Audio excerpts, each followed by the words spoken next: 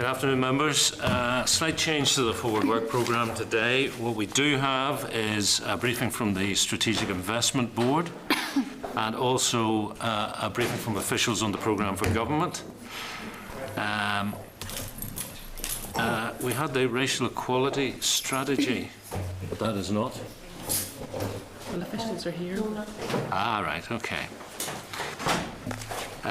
The committee was also due to be briefed by departmental officials on the international relations strategy, but at page 3 of table papers is a letter from the department advising the executive is due to consider the strategy at its next meeting, and officials will brief the committee following that executive consideration. On the issue of the racial equality strategy, members, papers on that strategy and also on the programme for government were not provided until yesterday afternoon. The racial equality strategy papers were quite voluminous. I certainly haven't had a chance to look at them. Programme for government, obviously something that we are keen to be as contemporaneous as possible with regard to our scrutiny.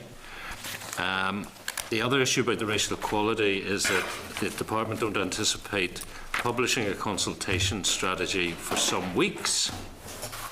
So given the late papers, the work group and everything else, I thought it best if we were to postpone the racial equality strategy but go ahead with the programme for government briefing with the proviso that if we feel we're not up to speed, we can always abandon that and come back to it. Members content? Content. Thank you very much indeed. Okay. We've had apologies from Leslie Cree, who has a commission meeting today. Any other? We give Alexis, I think, maybe. Alex Maskey may be late. Okay, thank you. Members, earlier today there was an informal meeting with the Committee for the Administration of Justice. That was with myself. They wanted to discuss a report entitled On Equal Relations. We discussed together building a united community. They have some concerns about definitions with regard to good relations and with regard to sectarianism, and a specific concern about the proposal in TBUC to include good relations in the EQIA process for policy. The paper, have we circulated that paper before? That we got today? No, that's no, new. they're sending an electronic version. So right, there was a 4-page briefing which they're going to email to us, so we'll put that in the packs for next week. At page 5 of your pack is a request from the Commissioner for Children and Young People to brief us on relevant matters in the current work programme of that Commission. Members content to hear from the Commissioner? Thank you. At page 6, another request, this time from the Children's Law Centre, to brief us on proposed legislation in relation to the protection against age discrimination in the provision of goods, facilities and services. We did note correspondence from the Department last week stating that the legislation is still under consideration and the Department wishes to defer briefing the Committee until the end of April of this year. So, any particular thoughts on accepting briefings and sequencing thereof? I don't think it would do any harm to have them up. Would you like them before the I think it would be useful. Okay, well, content with that approach? Yeah. Okay, thank you. Page 8, a request from the Law Centre, Northern Ireland, to brief us on refugee issues, including the asylum process, destitution, immigration enforcement, interaction with human trafficking, and integration. The Law Centre would propose a small delegation, including those who would represent the refugee community. I'm wondering whether an informal meeting, given the potential size of the delegation, might be the best way forward, at least as a first step. So if members are content, we'll do what we did with the CAJ this morning. We'll organise it and members can attend as they wish.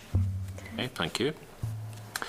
Page 9, members, is a list of current invitations.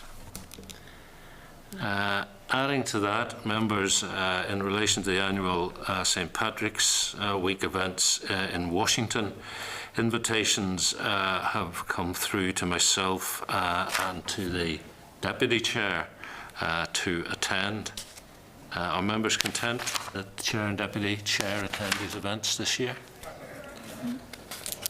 Chair, I don't have a problem as it didn't have last year, but I think there was an issue last year that you raised in relation to going to Washington. The issue last year, Stephen, was I found that traditionally 2 people, Chair and Deputy Chair, went, and Right. then the extension was to a representative of all 5 parties, and I felt 2 people was enough. That's fine. Well, just on, on the basis, Chair, that you certainly won't be representing me in Washington. Washington, representing the committee, or Jimmy. Wherever you're going, you should be aware of that. Should be all party if anybody's going from the committee. I would intend to represent the committee, Jimmy, as I would expect the Vice Chair would also do. We'll see. I'm sure we shall. Item 3 is draft minutes of the meeting of the 9th. Just before you leave that, Chair, you put on the record that I am not happy that it's just the Chair and the Vice Chair going. It should be an all-party delegation. Right. Anybody like to support Mr. Spratt? Well, I mean, I'm just saying to put it on the record. Yes. I'm wondering if anybody also wants to go on record as I'm you. making a proposal, just No, I'm just asking if making a anybody point. else I would want like to go minute. on record. If you don't mind. Okay. Page 9, members, is the draft minutes of the meeting of the 19th of February. Are members content to agree the draft minutes? Great. Thank you very much. Page 18 is a response from the Department, issues raised in the Assembly's research and information paper on competitive funding.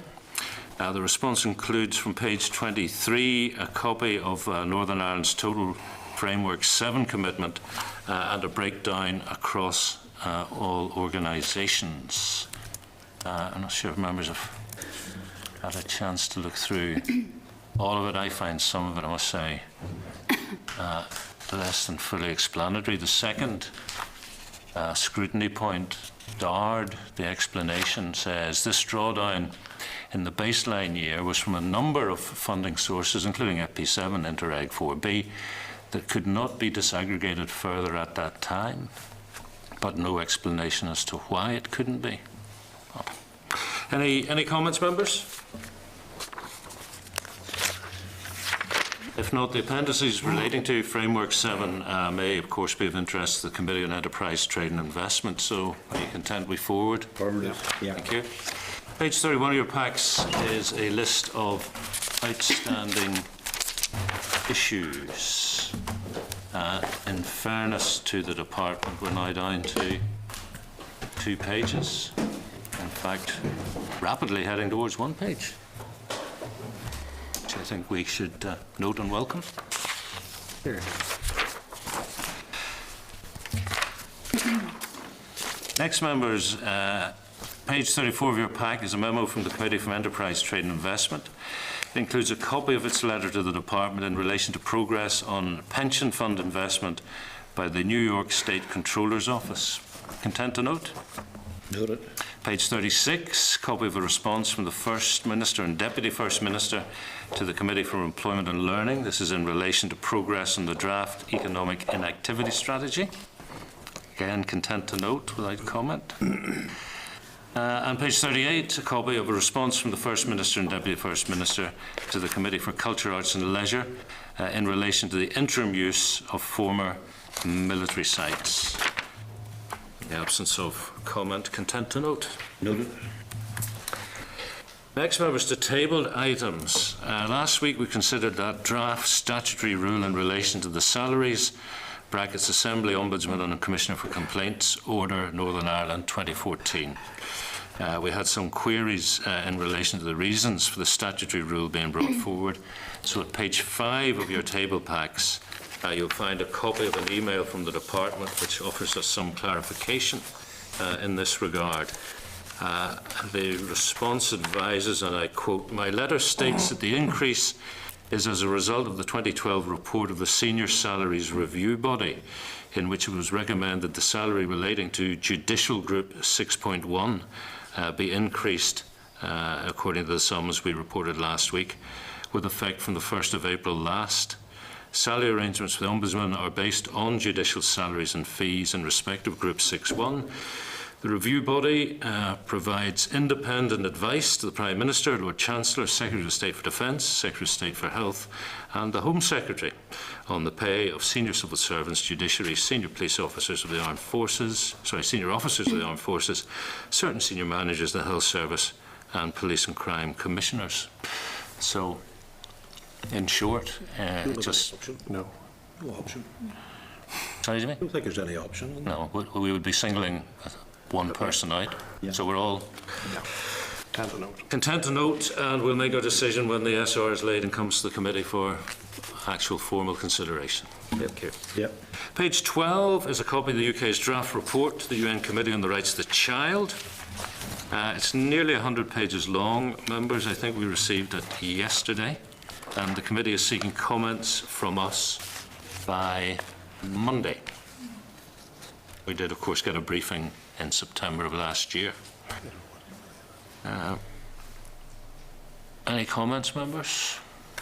Chair, you indicated the committee is looking comments by Monday. Which committee? Sorry, the department. Sorry, Sorry. Stephen. No, the committee received the papers on, was it on Friday or was it yesterday? Yesterday? Yesterday. So the department's looking comment by the 3rd of March, which is Monday.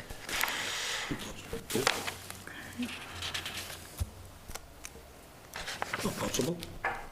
I wouldn't have thought so. I mean, it would be unfair even to ask the staff to do a breakdown of it. I think it's over. It's between 90 and 100 pages, and I'd accept we have had a briefing previously, but I don't think that's a robust enough basis to draw something up in the short term.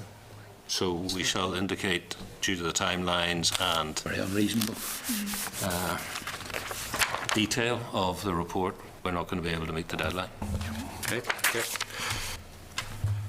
Okay, that's the business ahead of our first briefing, members. We now will hear from the Strategic Investment Board on its work.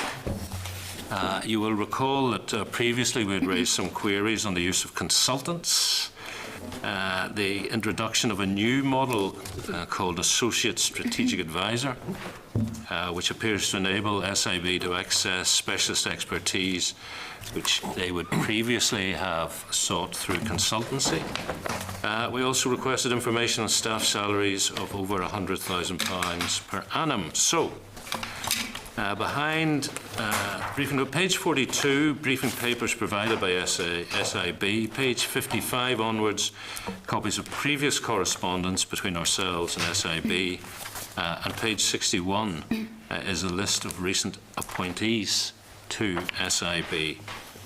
Brett Hanlon is Chief Executive. We welcome him, along with Martin Spollen, who's Head of Investment Strategy, and Scott Wilson, Head of Asset Management.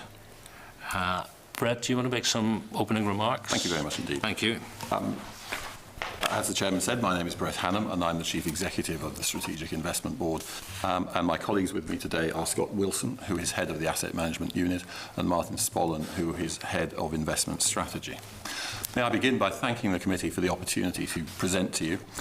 SIB recognises the important role of the committee in scrutiny, consultation and policy development, and we're very grateful for the opportunity to brief you on our work.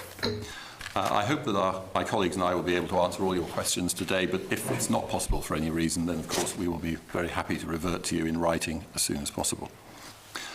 As it's been some time since we last briefed the committee, I thought you might find it useful if I briefly rehearse the functions of SIB.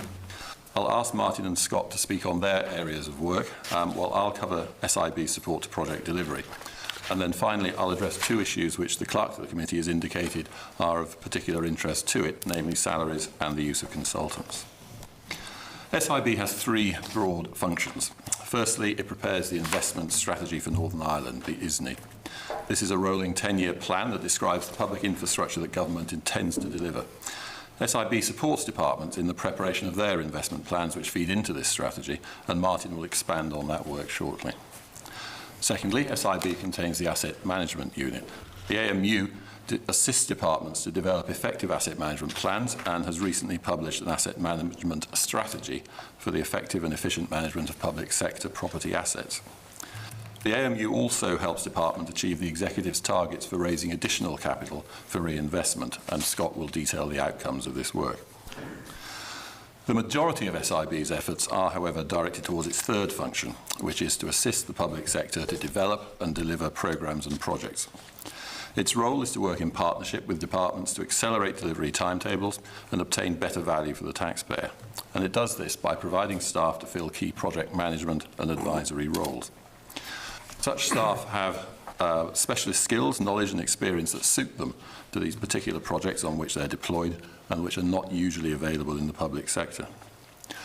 I should stress that SIB has no powers of direction or rights of interference in projects, and it works solely when invited to do so by departments, councils and other agencies. In the briefing that I provided to the committee before the meeting, I've described the work of SIB over the last 12 months, and as the paper lists the projects and sets out the nature of SIB's involvement in them, I won't repeat that information now.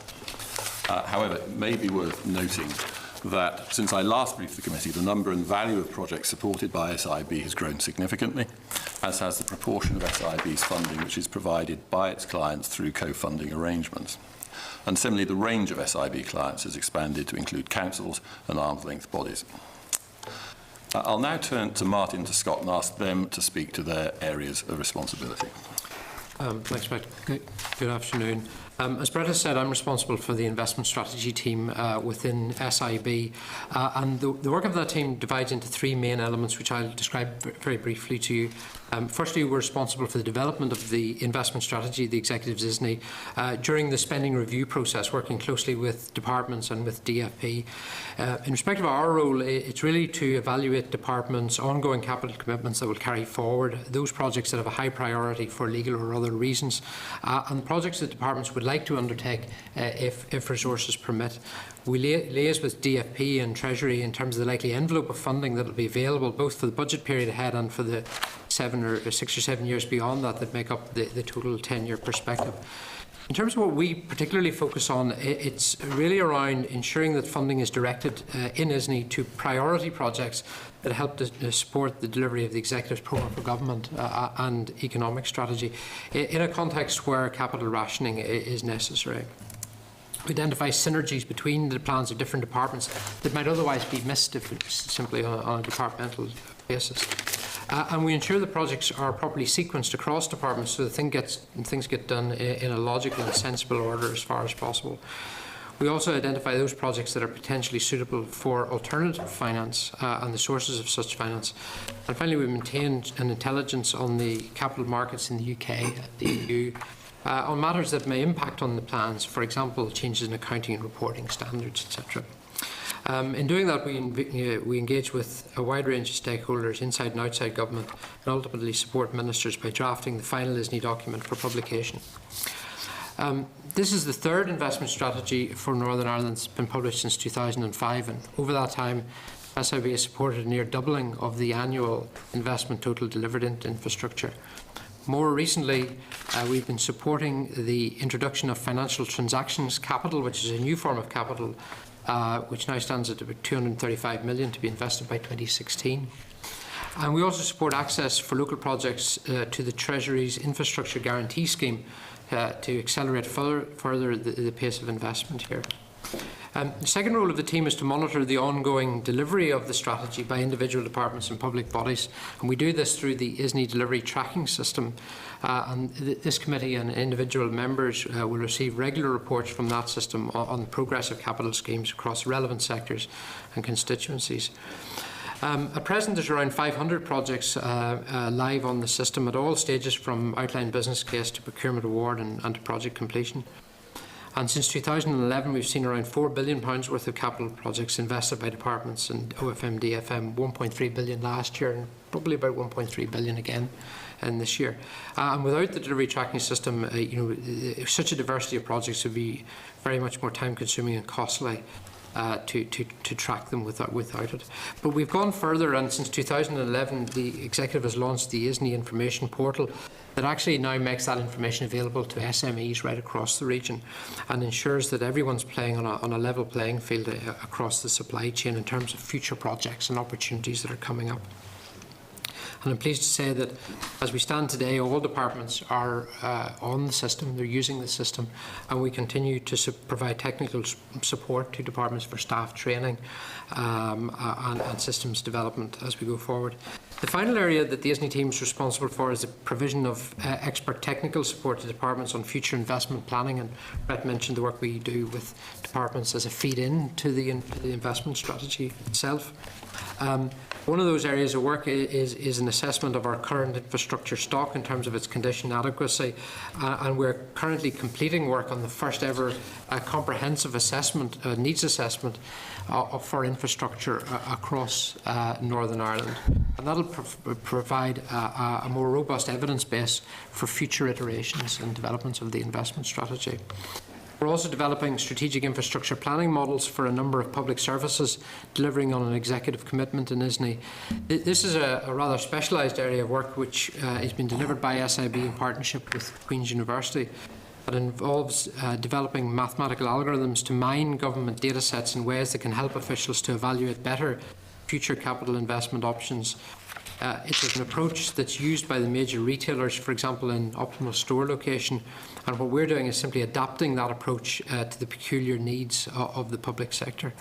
And in his July statement to the Assembly, the First Minister described the work as helping to ensure that we deliver the right assets in the right place by providing the best information possible to inform future investment decisions. And one of the first areas that we're actually delivering this approach is with the Police Service of Northern Ireland in terms of what we call a police operations delivery tracking system. So I hope that gives you a flavour. I'll now hand over to Scott to talk about the work of the Asset Management Unit. Thanks, Martin. When I last briefed the committee, I outlined the proposals that we were putting in place to deliver the executive's commitment and approach to asset management. And just as a reminder, they were to establish an asset management unit within SIB, to deliver a programme of capital realisations over the budget period, to populate a central asset register, to assist departments to prepare annual asset management plans, and to prepare a region-wide asset management strategy. So in the 2 years since then, we've exceeded the targets for capital realisations for 2011-12, 12-13, and we will exceed it for 13-14. And that will bring the total additional capital for reinvestment up to around 47 million. We've collected a significant bank of property data into a central asset register, primarily with the central government office estate, and we published what's called a State of the Estate report, which is on the SIB website. That was published just before Christmas. Departments have now completed 2 years of asset management plans, and we're working with them on their third, and they are improving at every iteration. We've helped departments with what we call invest to save projects, and in the last 12 months they've accrued around about 3 million a year of nominal annual savings. The most significant one there was the purchase of the private sector interest in Invest NI HQ, which was a PFI scheme, and we did that back in July with DETI and Invest NI. And finally, the executive approved the asset management strategy back in June 2013. And we've since had all the delivery arrangements and the governance arrangements agreed. And the delivery and governance arrangements will be quite similar to the programme for government arrangements, with a programme board and a delivery oversight group. Also, the strategy can be found on the SIB website as well. So I'll just hand back to Brett. Thank you.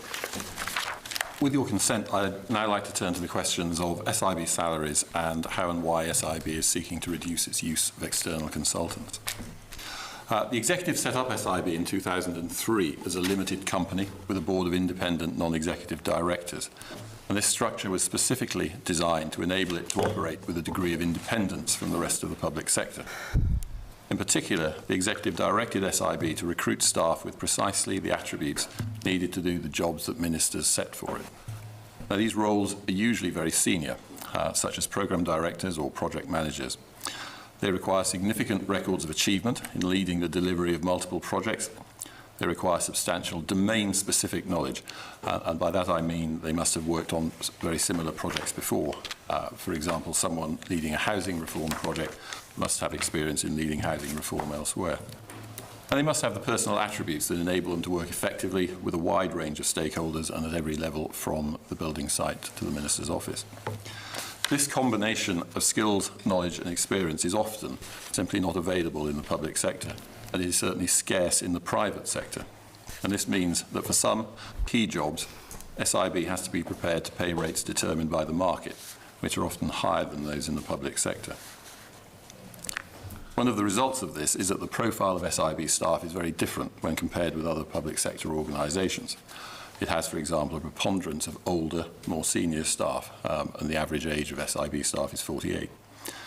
SIB staff are mostly employed on short-term contracts for a single project. 2/3 of staff are on temporary contracts of 3 years or less. And for these reasons, SIB staff have terms and conditions that differ from those of the majority of public sector employees. They have no expectation of remaining with the organisation or of transferring to the civil service once their contract is complete. They have no promotion opportunities, there's no pay progression, and SIB does not operate an enhanced redundancy scheme.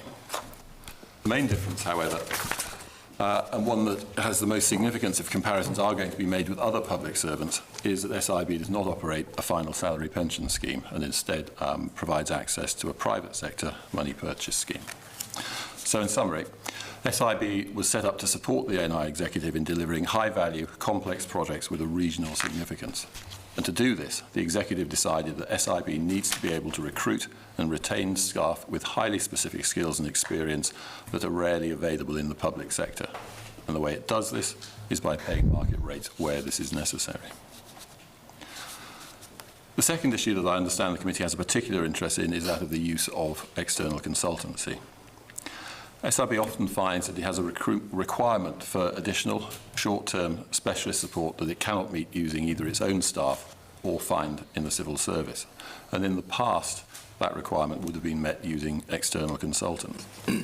However, as I'm sure you're aware, ministers have generally deprecated the use of consultants and advocated instead the development of internal capability and capacity. And our associate advisor model was therefore developed to provide a means by which this could be provided. The aims of the model are firstly to provide specialist support more quickly and at lower cost than through using external consultants, and secondly to provide a surge capacity that enables SIB to respond quickly to urgent and temporary requirements.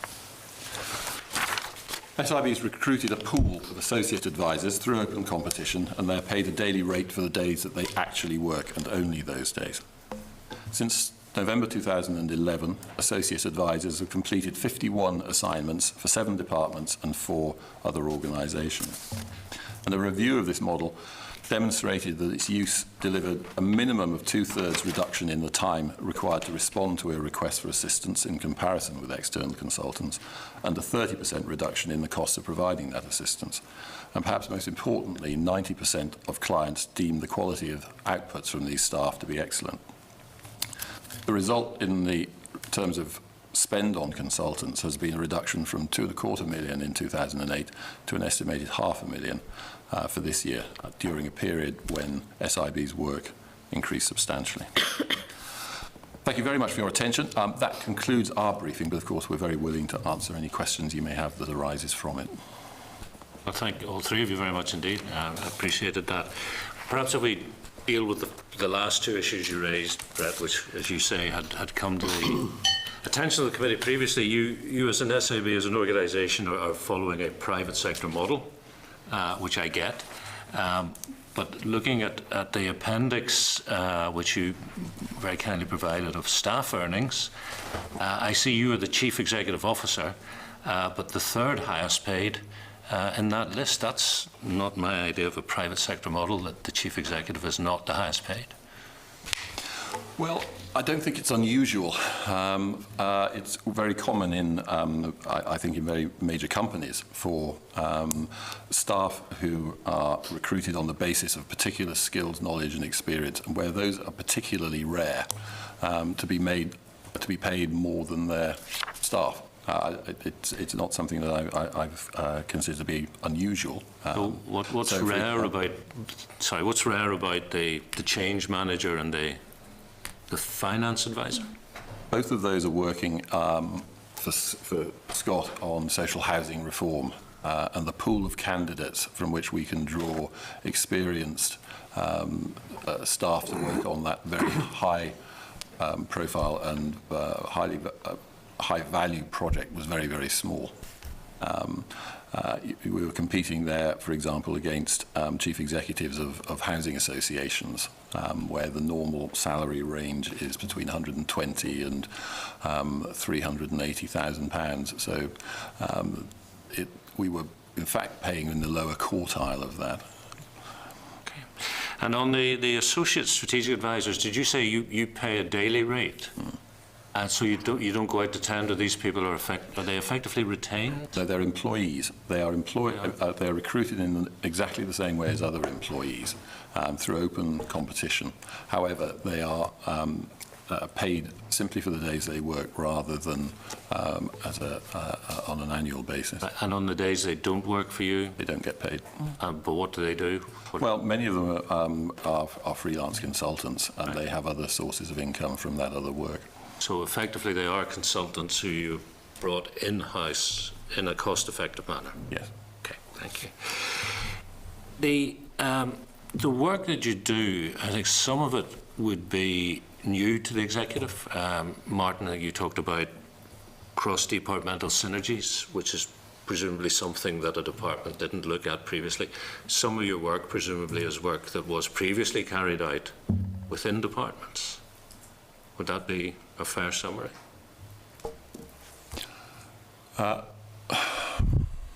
There are aspects of our work that have been done in the past by departments, certainly, yes, and aspects that have been done by external consultants, certainly. Yeah. So in terms of the work that was previously carried out within government departments, what has happened to that resource?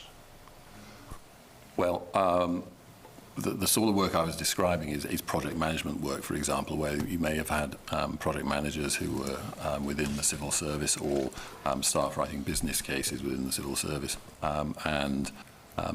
What has changed is the scale of the projects that are being embarked upon. So, and the experiences of departments as well.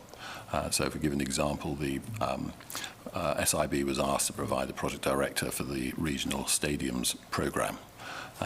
Because the scale of that particular programme at £150 million was greater than anything that the department had managed previously, and that they assessed that it was necessary to bring in a project manager who had experience of operating at that level and could, with confidence, take forward that programme.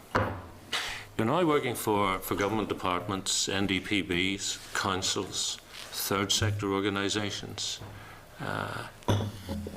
Is there a control, is there a plan to this expansion of activity, Brett? Or is it an issue for you? It's primarily demand-led. Our intention is that SIB has the agility and flexibility to be able to respond to whatever our clients throw at it. We normally work, however, at the direction of departments. So even if we are working for a third sector organisation, then it will be because a department has asked us to.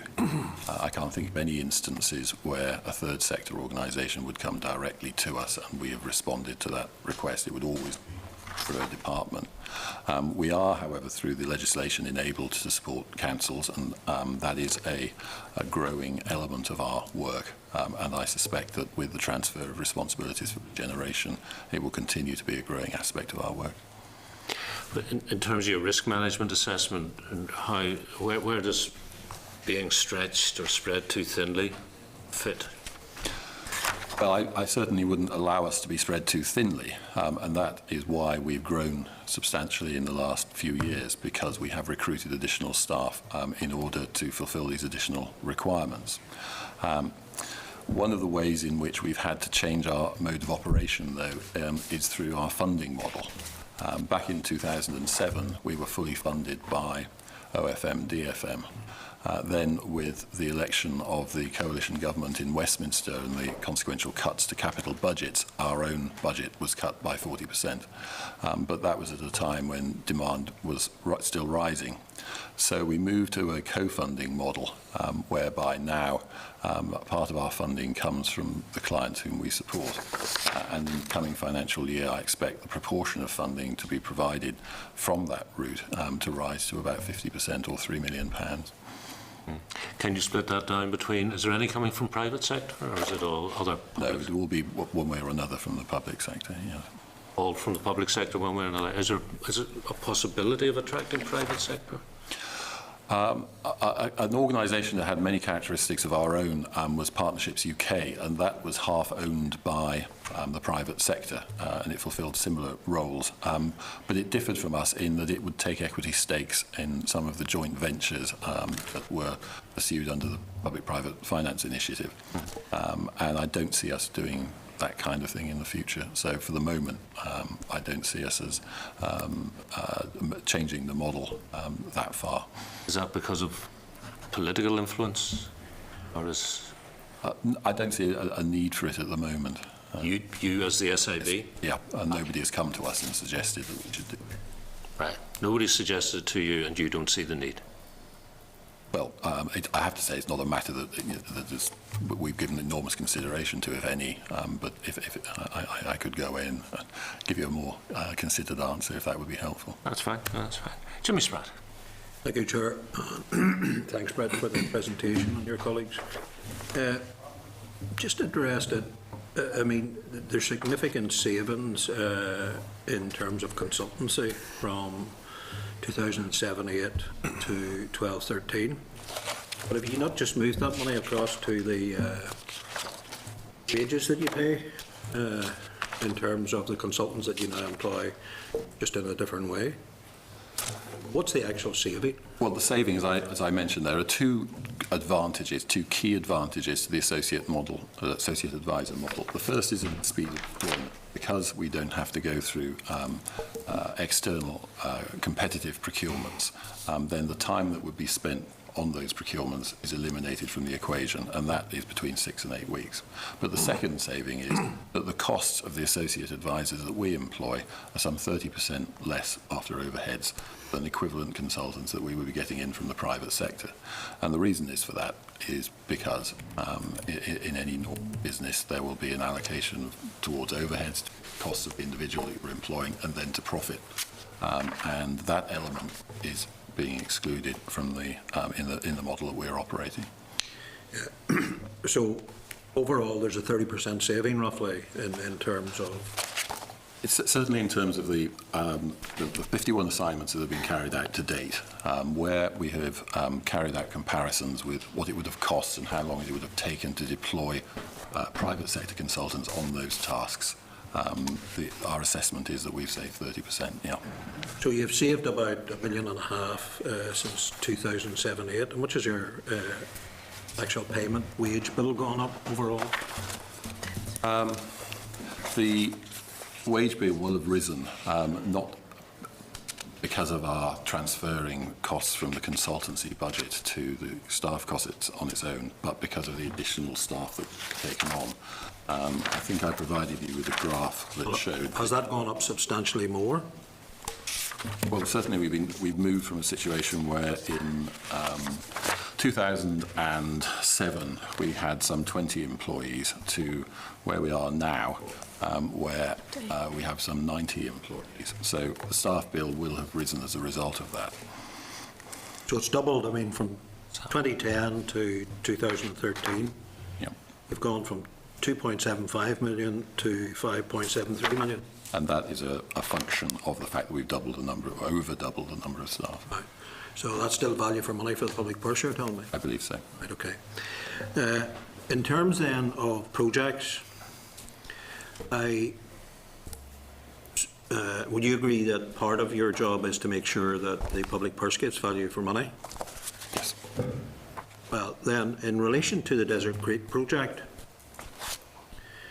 which is a total mess and has cost the public purse very substantially more, and cost the executive more in terms of what's now going to be paid out in relation to it. Do you think that was value for money? Or Yep. was the mess up made by the panel or the board that was put together through the policing board, chaired by the Deputy Chief Constable? No, I think the problem that arose with the Desert Creek project was attributable to a breakdown in communication between the cost consultants that were employed to cost the project and the designers. And I think this has been reported to the Justice Committee, that the designers were making changes as the project progressed, which were not being communicated to the cost consultants. And the Your result, folks not have been reporting that back, but in terms of the public purse? well, if I can just finish the point I was making. And as a result, the costs were underestimated. It wasn't that the costs have risen, they were simply misreported. The costs were always what the costs were going to be, but the costs as reported to the programme board and to DFP and to others were substantially underestimated. The people responsible for that have left their jobs, and additional procedures have been put in place to make sure such an elementary error can't happen again. I should say that the programme team did not rely solely on the assurances provided to them by the cost consultants and the designers, but employed independent experts to verify those costs. And the lesson we've learned from that, the scope of that verification should be expanded from an industry standard of perhaps 20% up to a much higher figure. And that's certainly one of the lessons that we've taken away from that. In terms, and I understand that you've substantially increased your staff, but does it shock you, given that you obviously come from the business world initially, does it surprise you that, for instance, a department requires a transport modeller in relation to planning and modelling whenever it's responsible for transport? As I said in my opening presentation, we only work at the request of departments, and every post that we appoint to has its own business case, and each of those business cases identifies and assesses all the options for filling that post. So where it appears that a post might possibly be filled by an existing civil servant, then we will explore that option very carefully, because for the reasons we've discussed, our staff are likely to be more expensive. However, where a department gives us an unequivocal assurance that that post cannot be filled from within the civil service, then we proceed on that basis, and why we were recruited in that particular instance. Well, I mean, I suspect that that's the case, but does it surprise you? The question I asked you was, does it surprise you that a department responsible for transport and responsible for transport modelling and planning does not have an expert in-house to actually deal? Because it's only recently that somebody has been brought on board in relation to some of the transport issues in-house. But is it not surprising that they have to come to you instead of recruiting directly from outside? Now, I accept fully what you say. It's a very expertise job in terms of the qualifications and what might be needed in relation to it. And it would have to be somebody that had previous experience and all the rest of it. Well, one of the reasons for that happening is that the department will have a requirement for that specialist support, but it won't be a requirement that lasts very long. I explained to you that most of our tasks are limited to about 3 years. So in those circumstances, if a department has an increased requirement for that sort of specialist expertise, it doesn't make financial sense for it to go out and recruit a civil servant who have come into the organisation with an expectation of a career, when it's possible to obtain that expertise for a short period of time through another route. I accept what you're saying in relation to SIB, but it's something that a department should have, no matter where, whether it's across the water or in any other part. There should be a transport modeller and a programmer and a planner within the department, and that wasn't the case up until recently. Just one final question in relation to the PSNI delivery and tracking system. Is that an executive project that's going to be a costly project? No, this is a project that we're undertaking with PSNI. The cost of the project would probably be in the order of £75,000. So it's not a major project in that sense. What we're doing at the moment is taking a lot of the data sets which PSNI have on crime incidents and on the deployment of their assets, and looking at how we can bring that together in a way that allows them to make more timely operational decisions about deployment of staff, because what they're interested in doing is reducing time to respond to incidents and all of the other targets that they are now responsible for to the policing board and to the district policing partnerships. So it's really an operational tool that actually is making better use of the data that they already collect. Thanks, Chair. Deputy Chair Chris Little. Thanks, Chair. Thank you for your presentation. It's my understanding that the Strategic Investment Board is providing ongoing support advice to OFM DFM in relation to the Bright Start programme, key actions towards childcare provision in Northern Ireland. I tabled a question to the First and Deputy First Minister in October to see if we get access to some of the detail around the work of the Strategic Investment Board on these issues. I received a response on the 17th of February to advise that officials had agreed to look into providing us with a summary of the SIB's work in this regard. I'm not sure if we've received that yet, so would it be possible for you to give us a brief idea on the nature of some of that work? I'm thinking in particular with regards to how, if you know, OFM DFM established that the amount of additional child care places being proposed, which I think is in the region of 6,000 to 7,000, is actually adequate to meet the current need. The work that was done on that project was part of a wider group of assignments undertaken by the some of the associate advisors that I mentioned. I'm afraid I don't have with me the level of detailed information that would enable me to answer that question, but I can, of course, go away and follow that one up. Okay, no problem. Thanks, Chair. Okay.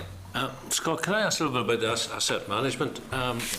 From memory to begin with, there wasn't a very kind of solid corporate understanding of the assets that the Devolved Administration held. How long did it take to pull all that together? It took us, well, we have focused primarily on the office estate and the surplus land, because at the moment that is as most used to us in trying to drive out savings or get capital in. I would say within a year, we got a reasonable handle on information that was available on the office estate, and we got, for example, mapping information on surplus land, and we've spent the year since then refining that. So the publication of the State of the Estate report, for example, just before Christmas, gives you very granular information about the number of people in offices, the number of desks, the ratios between metre squared and people, etc., size of it, cost of it. There's a wealth of information on the office estate. What we're doing with the other estates, for example, railway tracks, schools, hospitals, that is being picked up by the departments in their asset management plan every year. So they will look at their estate, they'll have information on their estate, what we might call specialist estate, and we'll have a series of actions in their plans every year about what they're going to be doing on a rolling basis, and they do a 5-year look ahead on that. So we're in a lot better shape than we were the last time we briefed the committee. And globally, what are we worth? Well, we are. It's the 2007 National Asset Register said our assets were worth 38.5 billion, of which roads is 23.5 billion. But personally, as we're not an investment company, value is not what we're using as a measure. It's the running cost we're using as a measure. The running cost of our assets, based on 10-11 estimates, is about 1.23 billion per year. And some of those assets are better outside of the public domain, and that is one of your functions. But also note that you seek socially valuable alternative uses for assets that are surplus, but can't be sold in the current conditions. Can you expand on that? Any examples you could give us of? Well, the best example, we've been working with the Department of Social Development on their community asset transfer policy. So a lot of what we've been doing with DSD is taking case study examples that this may not really have a commercial value, but would it be of use through community asset transfer? So we actually, personally, we haven't actually done any transfers to any community groups, but we've been providing information for that policy development for DSD. So it's all, what we have done with DSD is we've, if you like, redesigned the process to allow that to actually now fit in. So where you'd have a normal process where an asset is surplus, it's trawled around departments and arm's length bodies. If there isn't a need, then it's sold. There's an extra process in there that the community groups will get an opportunity to declare whether they have an interest in it. Mm-hmm. So if we take a police station, single police station, that there's no surplus to requirements in the PSNIs, what's your involvement in that? Do you have a sort of templated engagement? Yeah, actually, the police stations is a bad example, and I'll explain why. Because our task was to deliver a programme of capital realisations, which at the moment for this budget period is 72 million.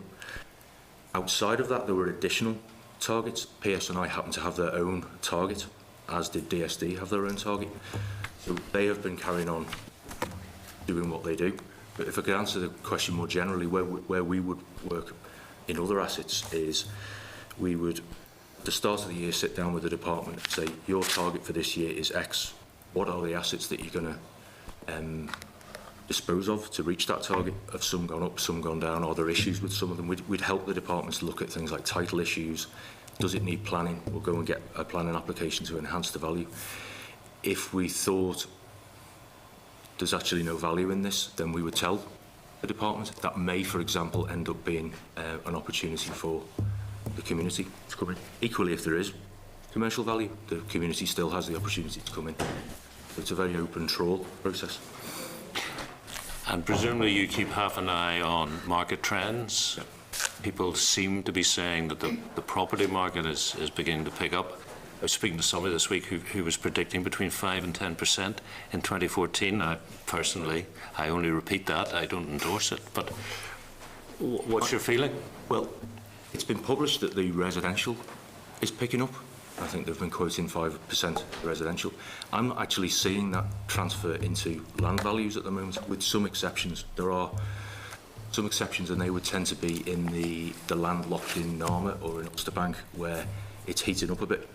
You know, sites for 4 or 5 houses, the price is beginning to look non-deliverable in some cases, but generally I would say the rise in residential is not really translating as yet in the land values. Mm-hmm. But what I would say is the assets, for example, that have an income, so an office with a lease in place, it's still strong and it's getting stronger.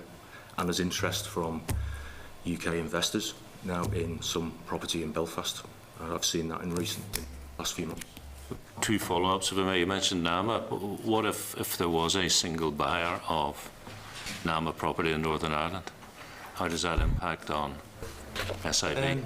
It depends what their strategy is.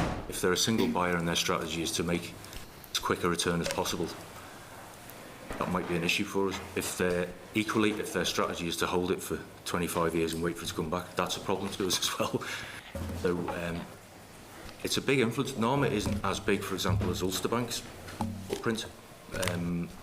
Whatever's happened to Ulster Bank, equally I would keep an eye on there as well. But there's no doubt, I mean, between the public sector, Narma and Ulster Bank, that's most of the land holdings covered in three bodies, if you like. And within that footprint, there is a recognised lack of Grade A office accommodation. Is that something SIB is taking a view on? Or? We are working with Invest and I on that, actually, at the moment as well. What we're trying to tie in with Invest and I is that I haven't seen any proper evidence yet on supply and demand, so that's one of the tasks Invest and I are looking at. Work out in granularity, is this the case? I think we all know anecdotally it's the case. We are working in what we're doing through the asset management strategy, which is that government occupies quite a lot of high-value leasehold property, especially in Belfast. There are a number of big leases ending in 2019. So the question is, if government wants to save money and go elsewhere, is that stock available for reinvestment for the private sector, which would create Grade A space? So that's the question we're working on with Invest and I at the moment. Thank you. Bronwyn McGann. Okay, thank you. Thanks for your presentation. Regarding the police operations tracking system, how does that feed into the policing and community safety partnerships? You refer to them as the district policing partnerships, that's the old name. And how does that impact on the local policing plans? And how is that system different from what the PSNI previously used? Well, I suppose really it's building on what the PSNI have previously been doing. There's a number of initiatives underway in PSNI. One of them is called Locate, where they are now equipping all of their mobile assets with GPS tracking so that they have a much more live picture of where all their assets are. An incident arises, they're able to directly task resources to go to that. So what that is doing is it's effectively meaning that that a lot more data is now available on past patterns of asset deployments, incidents arising, how long it took to get to those incidents, where the assets were when they went to the incidents. And so what we're really providing is really a statistical suite of tools and techniques to allow that data set to be used much more intensively to address some of the operational questions which the police have.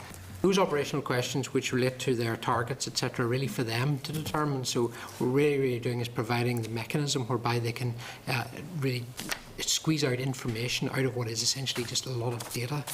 And so what they're looking at is potentially scenario planning. What would happen if we move some of our assets around? That might be in relation to the location of stations or other mobile assets, or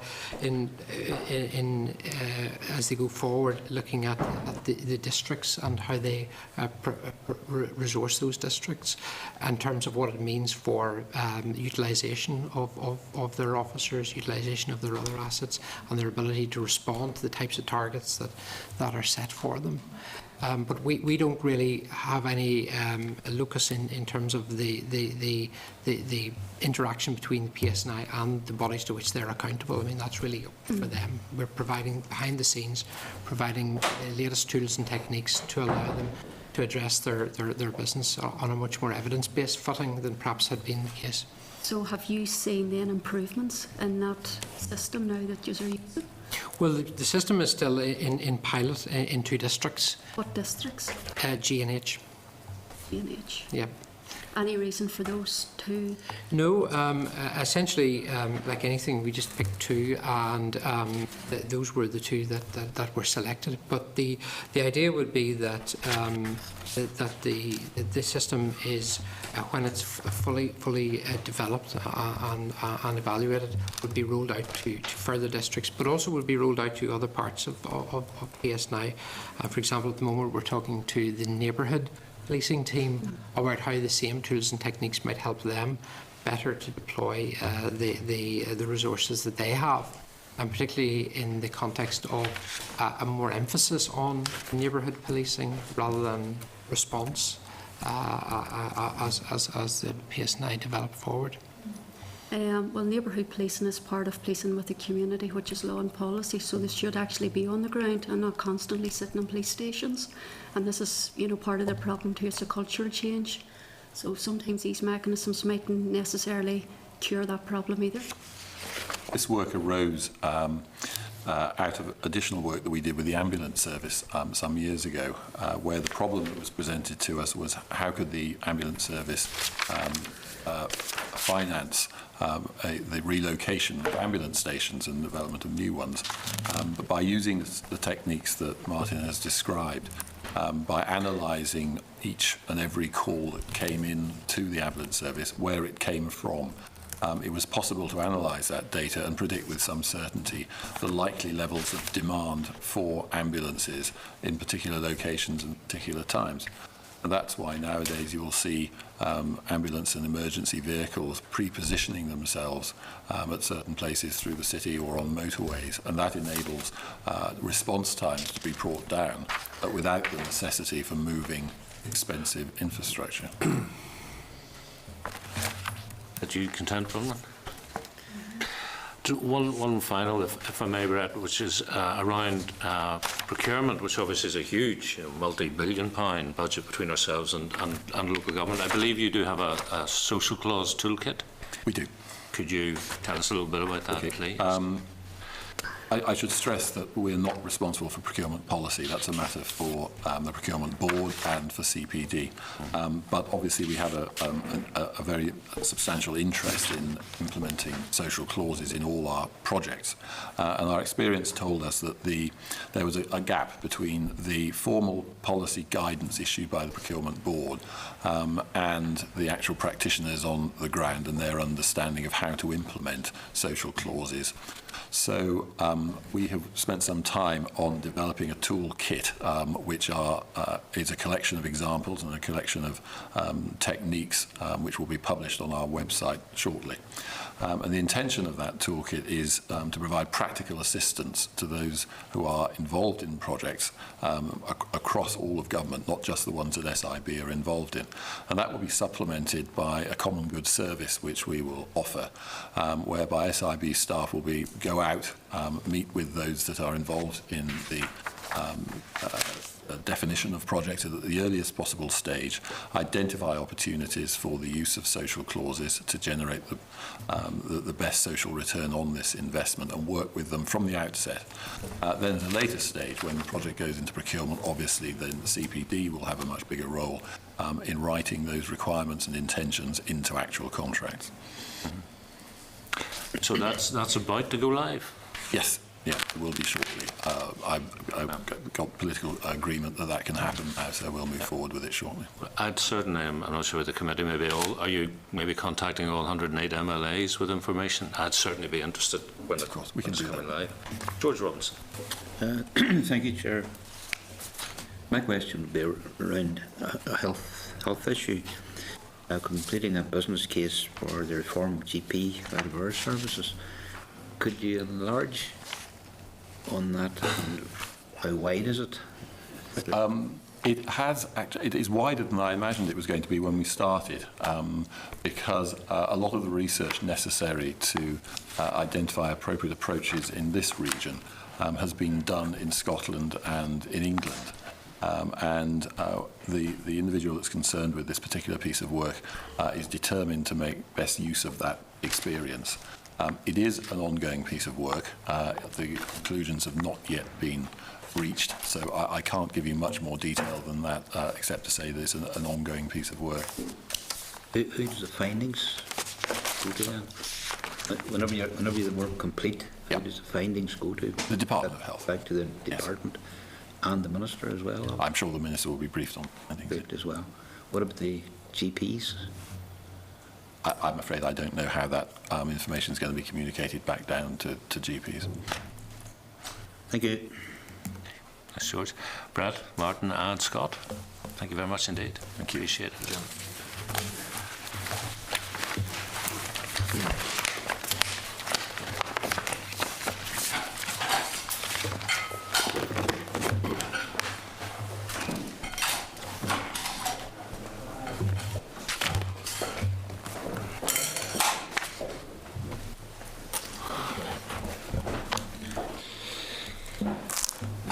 Next, members, it's item 7, Programme for Government, and a briefing from the department. No papers received for inclusion in the electronic packs. At page 64, though, of your pack is the clerk's brief. Page 65, copy of Hansard from the last briefing, which was 3rd of July of 2013.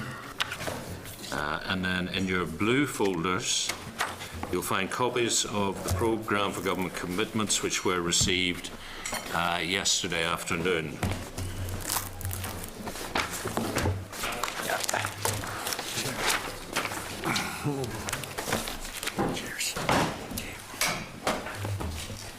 So we welcome to committee Dennis McMahon, Mark Brown, Tim Losty, Henry Johnson.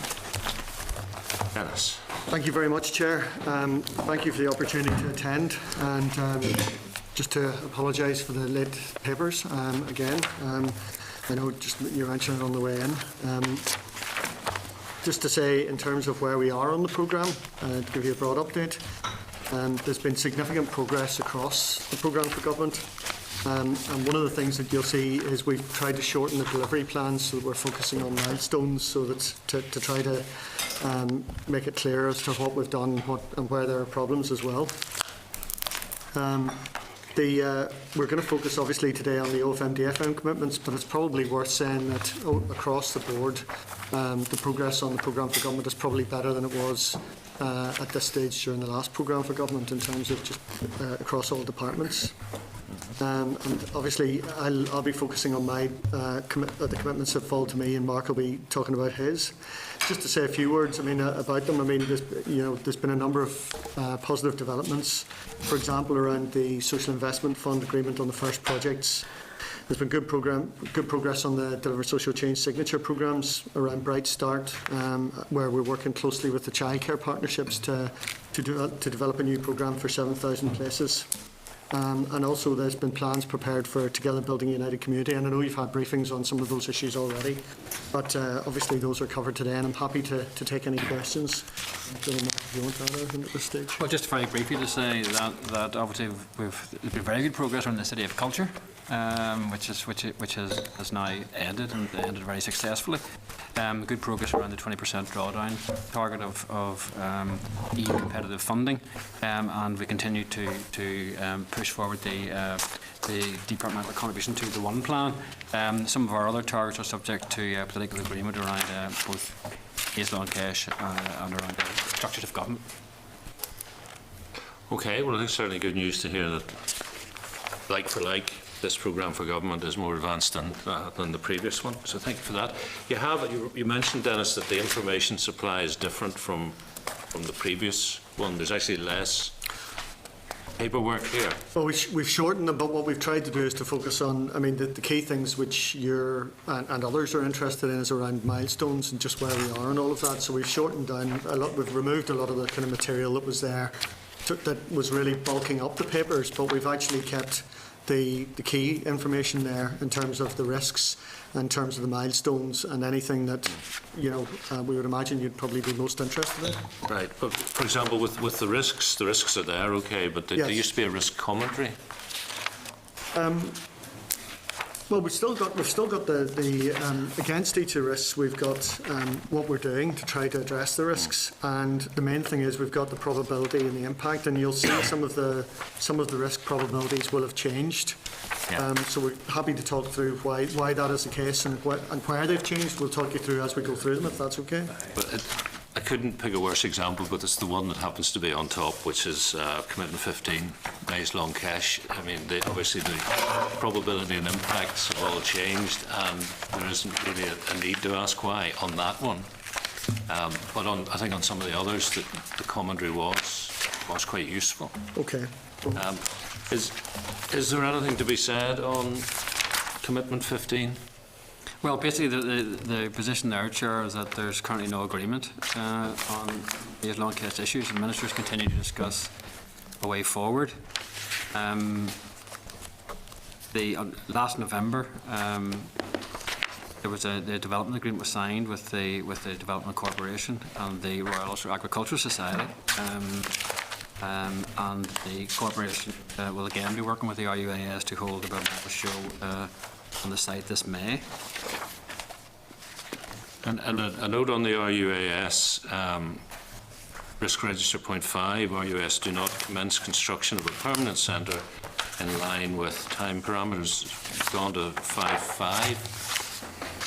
I take it the commitment's still there from RUAS? The commitment remains there from RUAS, but the progress on some aspects of that are dependent on the wider development of the site. So beyond there. In terms of access in, so that's why there's that interrelationship between the two. Okay. I'll move on unless anybody has any further questions on that. Commitment. Number 16, Dennis, could you? Again, that falls to me. You're leading on the individuals, Mark, are you? Or? No, I'm leading on 15, 16, 17, Right. and then Dennis over to Dennis, and I pick up a few towards the end. So Right. we just have different responsibilities. In terms of the one plan, the interdepartmental group that OFM-DFM chairs has agreed to set interim targets to align with the various catalyst programmes there, and each of the departments is reporting back through OFM-DFM to the strategy board. And one of the key issues here, and one of the difficulties we face, relates to the jobs targets. Last year we managed to achieve the jobs targets with a degree of difficulty. For this year, the jobs targets are very challenging, and this really relates to a number of things. It relates to the downturn in the economy.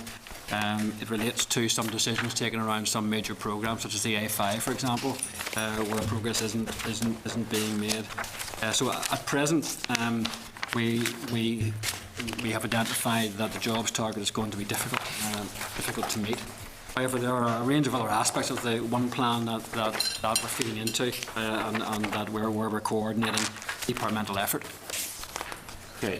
What were the job targets, Mark, and what is your current best estimate? Well, the jobs target for 13-14 was 1,670 jobs, and that was based on a range of projections at a point in time, some years back. And our current estimate, and again, these are really provisional figures for where we are at this point in the year, and the further ones to come in, is that we're sitting somewhere close to about 800, so we're about halfway to that target at this point in time. But there are a range of other inputs to come in, and as well as a further period of the year, obviously to carry through. Mm-hmm. And the situation is serious enough for the senior responsible officer's declaration to say his commitment is in doubt?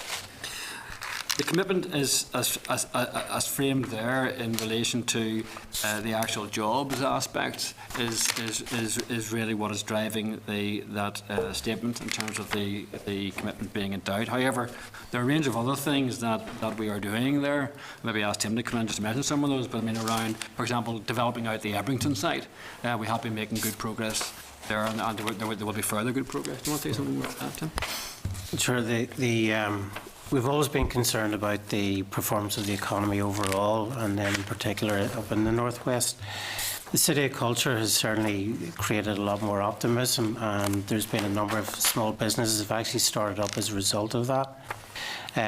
Following the First and Deputy First Ministers to Japan, we had the announcement of 192 jobs in Fujitsu. So there are a lot of positives that it's helping to create a lot more optimism, and people are now considering expansion and starting up in businesses. We expect to have 6 buildings coming online on the Ebrington site by the end of the financial year. We have initially some 74 expressions of interest from businesses and organisations hoping to expand onto this site, and ILEX are actively talking to about just over 40 of those. So there's enough there to give us optimism. We're also working with colleagues in DCAL and Derry City Council in terms of a number of initiatives following the City of Culture. We're talking to colleagues in Dale about some of the programmes that they're involved in, and we're also talking to other organisations in the city in relation to programmes to stimulate the digital economy. Mm-hmm. On page 6 of your papers, you have an indicator 3 alternative funding models where HMT Treasury and the Office of National Statistics were to be engaged with regard to potential funding models. Has that been done, and what was the outcome? Sure, we have been working with ILEX and also the Strategic Investment Board and with DFP in relation to looking at alternative funding models. We have been looking at PFI and revenue funded initiatives, and as was announced in the Assembly by the DFP Minister, we're now looking at financial transactions capitals for some regeneration projects. It's still very much in the early days. We're working through a number of the stages of that, and we hope to come back and talk to you about that later. Right, so ongoing rather than complete would be the characteristic. Well, if the financial transactions capital, there is a agreement that we will be using that for regeneration projects is complete. And developing briefs for engagement with the private sector, is that complete?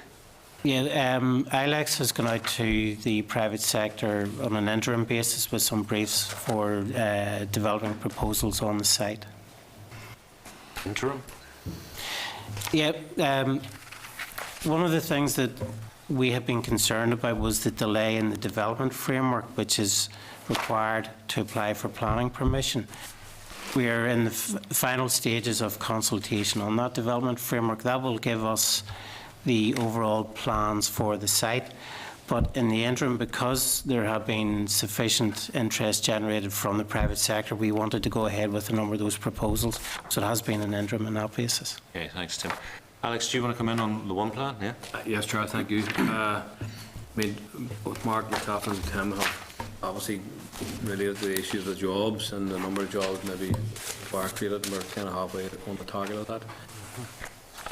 We've touched on the kind of wider economic backdrop.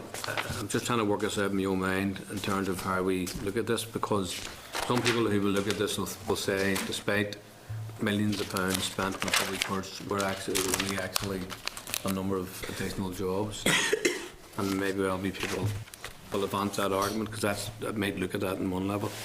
But in another read at it, I think that clearly there was a very challenging, like you used the term, environment, economic environment, where there would have been jobs lost in other parts of the city. I'm trying to work out, is there another way of actually quantifying the positive benefit of the money being spent, even though we still haven't reached the full job potential, which we may well reach more as on the way in which you've outlined.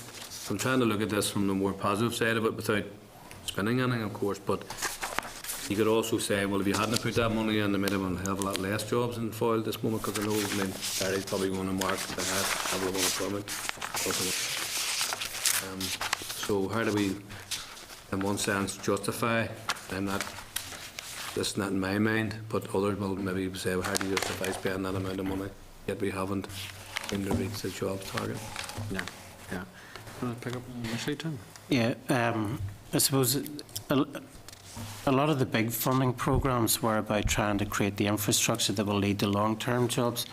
So the developments on Ebrington is going to be a permanent job creator, and it'll continue to add value in terms of the number of jobs and number of businesses coming onto the site.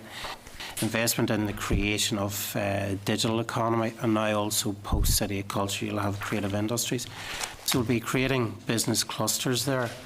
And the hope is that they then become the unique selling points of the city. They also link in with the university, with the education colleges and with the schools.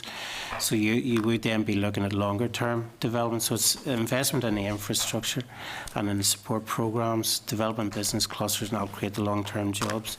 Some of the jobs that we have seen being created over the last number of years have been, say, in construction or in retail or in hotel or in City of Culture. So the intention is we want to see the sectors becoming sustainable as a result of the investment that we put in the previous years. I think the other intangible aspect of this is the extent to which the investment both around Ebrington and the whole success of the City of Culture has raised the ambition of the city and raised the self-confidence of those who work in the city and the various groups that are engaged there. And I think that is critically important when it comes to them planning for the future and assessing what kind of projects they feel they're capable of taking on. So there's been that development of skills, that development of self-esteem, that development of self-confidence. And of course people have also seen from outside that the region is capable of putting on a major programme over a year of major events and to do it successfully. So that hopefully also will attract in further people who are interested in investment. So those are intangible at the moment. You can't measure them, yes, but hopefully it will have an impact, provide something in which to build. Yeah, thank you. Okay. George, do you want to come in on the one plan? Yeah, the Ebrington as well. Yes. From the Ebrington point of view, Ebrington site, the car park, I was wondering what the progress was on that. When do you expect it to be completed? And maybe from you had mentioned, Tim, about shopping as well, the new shops and so forth. When do you expect those to be probably occupied? Okay. The car park, we're back on schedule and we expect to have that completed within the next couple of months. There may be some snag lists that we need to sort out, but we are back on schedule on that. With regard to retail operations, maybe 2 of the buildings that we hope to bring online this year will be geared towards retail type operations for the site. That again will bring more people onto the site, and with the other activities, Everington will continue to be performance venues, so there'll be more people coming onto the site, which will then lead into increased shopping. And just from the City of Culture itself, the very successful City of Culture, is there still a spin-off? George, if you don't mind, that's the next thing. That's you okay. You don't mind. Bronwyn, are you on? No, I'm here. I'm You're okay? number 16, yeah. All right, okay. Well, number 16, you're on the one. Oh, yeah. Sorry, yes, go ahead. Okay, regarding the delays in the A5, if that project had started, how far on would that bring you in meeting your targets for job creation? Well, the estimated figure that had notionally been put alongside the A5 when the figure was originally being pulled together was in the region of about 200 jobs. 200? 200. Again, these figures at that point in time were best estimates of what might come from those areas. So that was the figure that led to that contributed to the overall 1670 to the overall target. Right, okay. Okay, and then we're on to Commitment 17, financial and other support across government to ensure the success of the City of Culture 2013. You are probably the only people who have never had a standing ovation, and you probably deserve one because it was very good. Well, certainly the City of Culture, I think, was viewed from almost every perspective as being a success. I think the department played its role in coordinating the effort of a range of bodies, but obviously it was down to, in large part, the Derry City Council, the City of Culture, and all those people in Derry who put all that effort into both attending the events and volunteering at the events, as well as the other government departments who invested very significant amounts of funding. There's 12.6 million from DCAL, 2.4 million from OFM DFM, and 14.6 million from DSD. So quite significant inputs from various departments. But really it did require that collaborative effort. And while there's always little bumps in the road you get when you're running any of these sorts of things, I think it has been viewed as being very successful. Certainly in the media across the world it has been viewed as being very successful. Those who looked at the Turner Prize viewed it as the most successful Turner Prize had ever been. There were some 50,000 people attended that exhibition. I mean, there were very significant events held, like the and the Wall City Tattoo, Music City, the Return of Complet, all the coverage that was held. I don't need to go on because I know all of you saw that. It was very successful. It did attract a lot of visitors, and it has provided something on which the city can build. George, just following on from Mark's comments, and is there still evidence that there is still spin-off from the City of Culture, from a trading point of view and so forth, and visitors to the city? Well, I suppose there's evidence in a couple of ways. The first thing is that while the City of Culture itself is over, there are further events being planned and being held at the moment. The Derry City Council have identified a number of events that are taking forward over the next period of time, and the Minister in DCAL has identified a whole legacy programme which is taken forward for the wider North West, including the city, and this will ensure that there are a range of events being carried on through. In terms of actual numbers, a lot of this data is still being collected. It was collected at various points at the time. It's being pulled together now into a report. But I mean, there are some headline figures which we can give you. In terms of the City of Culture volunteers, there were some 630 people volunteered, and that rose to more than 1,000 on big events like the FLA. In terms of hotel rooms, there was a 22% increase over the year from January to December. Now that compares with a 1% increase across the rest of Northern Ireland, so very significant increase there. Again, in terms of inquiries to the Church Information Centre, some 23% increase in inquiries over the period, including a 50% increase in those coming from continental Europe and North America. So we haven't got all the detail figures in terms of visitor numbers and the economic impact. That's being pulled together. ILEX are coordinating an evaluation report, and we'll get that in due course. But those are some of the early emerging figures that we have. Thanks very much for your answers. You mentioned, Mark, the intangibles, which you can't really measure, such as civic confidence in the city, but I think we can assume we know it worked. But then you also have in the programme for government sort of harder measurables, such as visitor numbers, employment, additional revenue targets.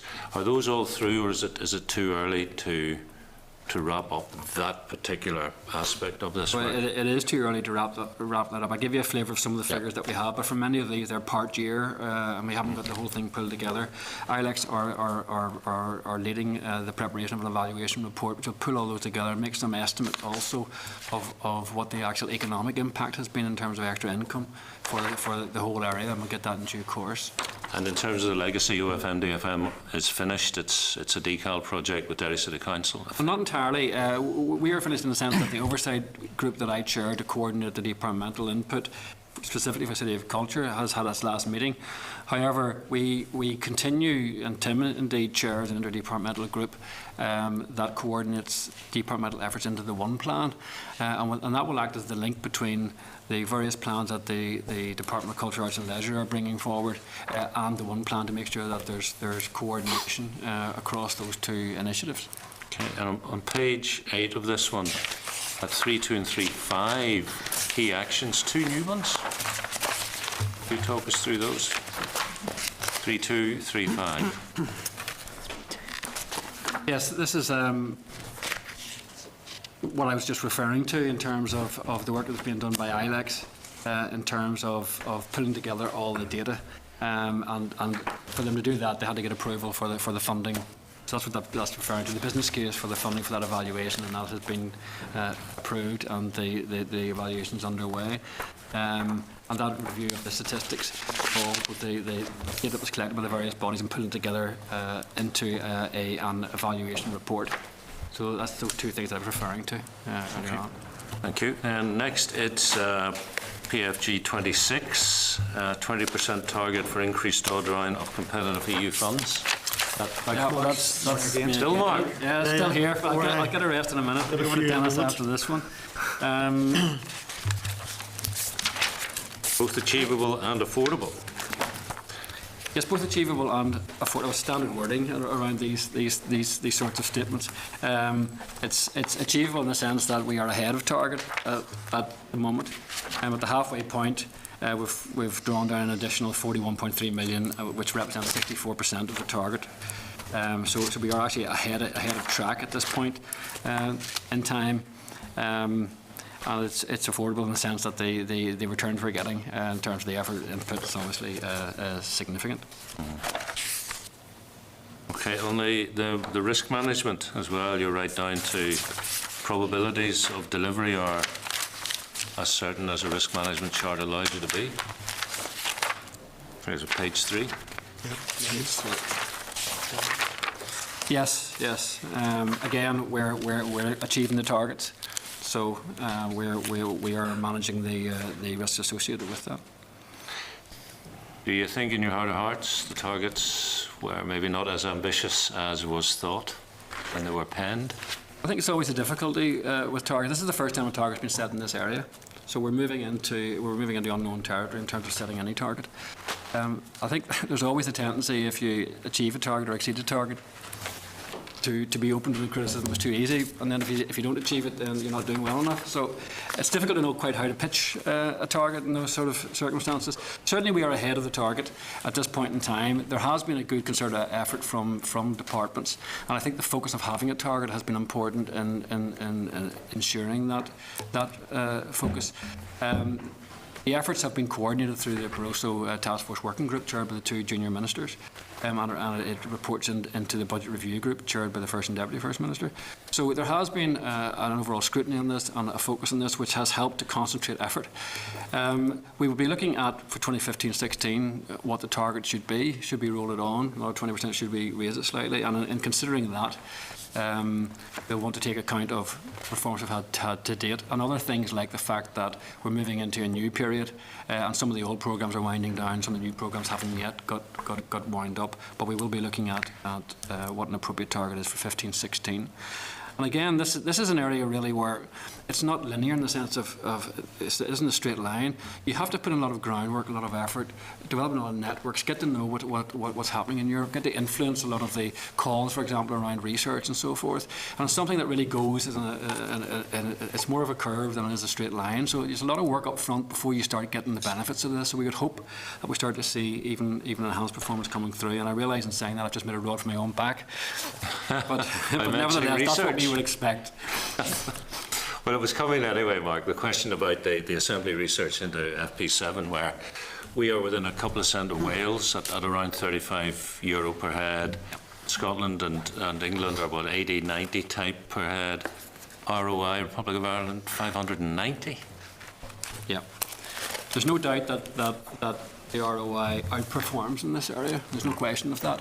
There's also no question that they have made this a very significant priority for them, and they've invested large amounts of resource in it. I think they also have, and I know you had a session with Paul Geddes and with Jerry Mulligan on this. Yeah. But I mean, there are differences between ourselves as a region. With a land border with another member state, and part of a member state with a sea in between, and also with the large public sector, the smaller private sector, fewer universities than there are down south. So there are differences, and you would expect there to be differences. However, the figures clearly show that there's room for us to improve the drawdown, and that's what we're seeking to do. And in anticipation, perhaps, of another question, in terms of the benchmarking, what we're seeking to do with benchmarking is not so much to spend a lot of time and effort working out precisely whether we're on €53, 54 or €55 against 590 in the south, but to identify other areas which other regions and member states are currently being very successful in drawing down, where we could usefully look at and focus some of our efforts. So it's more about directing where our efforts should go, and trying to identify those areas and make sure that we maximise the return we can actually get. Has there been any thought as to whether we would be more efficient in that regard if we had taken up the recommendations of the independent report on the economy, the IREP report that said let's have a single Department of the Economy? Well, we haven't looked at that specifically from this particular perspective, but what we're seeking to do is to get that sort of focus and coordination through the arrangements I mentioned earlier, through the Barroso Task Force Working Group, which brings the departments together with those who are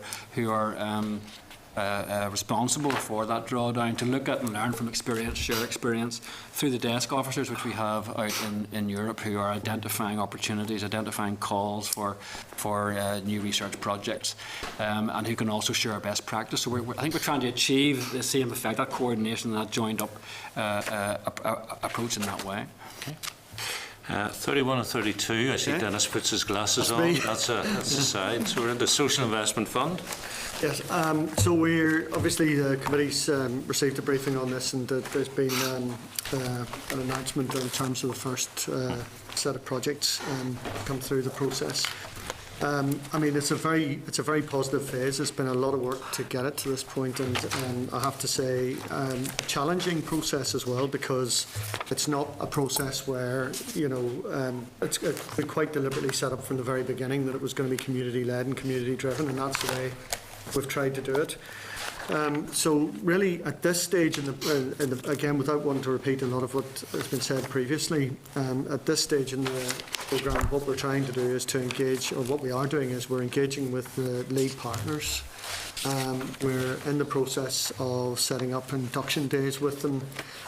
We're getting the letters of offer finalised and ready to go out, albeit that they'll need to be subject to some discussion with the lead partners to make sure that we're getting our profiles right. But at this stage, it's really now, it's moving into a very different phase. And there's two parts to this. The first part is, if you like, the really bit that we all want to get into, which is about delivery and finding out what these projects are going to look like on the ground, and getting the partners' views about how to make sure that they're meeting all the milestones. And then the other side of it is really just making sure that we're continuing to push the existing projects, or the projects that haven't been approved so far, through the process. And we're working closely with finance colleagues and with DFP and others to make sure that we keep that momentum going. So with weekly meetings to keep these business cases through the system. So that's where we are, and happy to talk about any issues that haven't been raised previously. Happy to talk you through.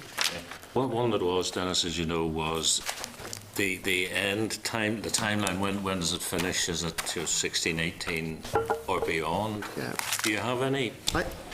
There's two things I think that we need to get bottomed out. The first thing is we're in the process of looking at the mid-term review of the programme for government. I mean, it's absolutely clear at the moment. We're clear that we're not going to meet the commitment as originally identified and as originally specified.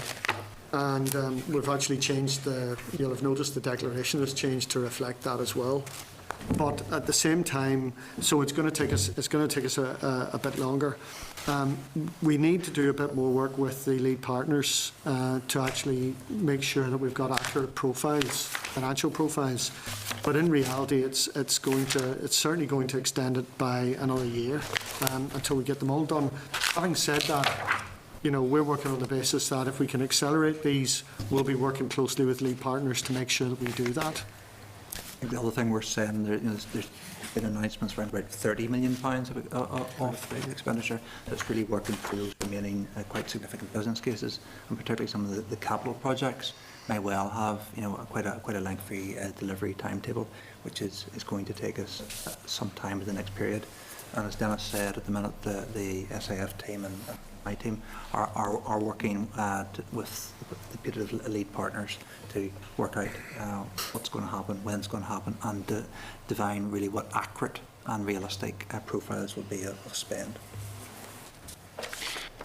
As you know, the original plan for the zonal advisory panels was to have certain specific community reps, voluntary reps, business reps, statutory sector.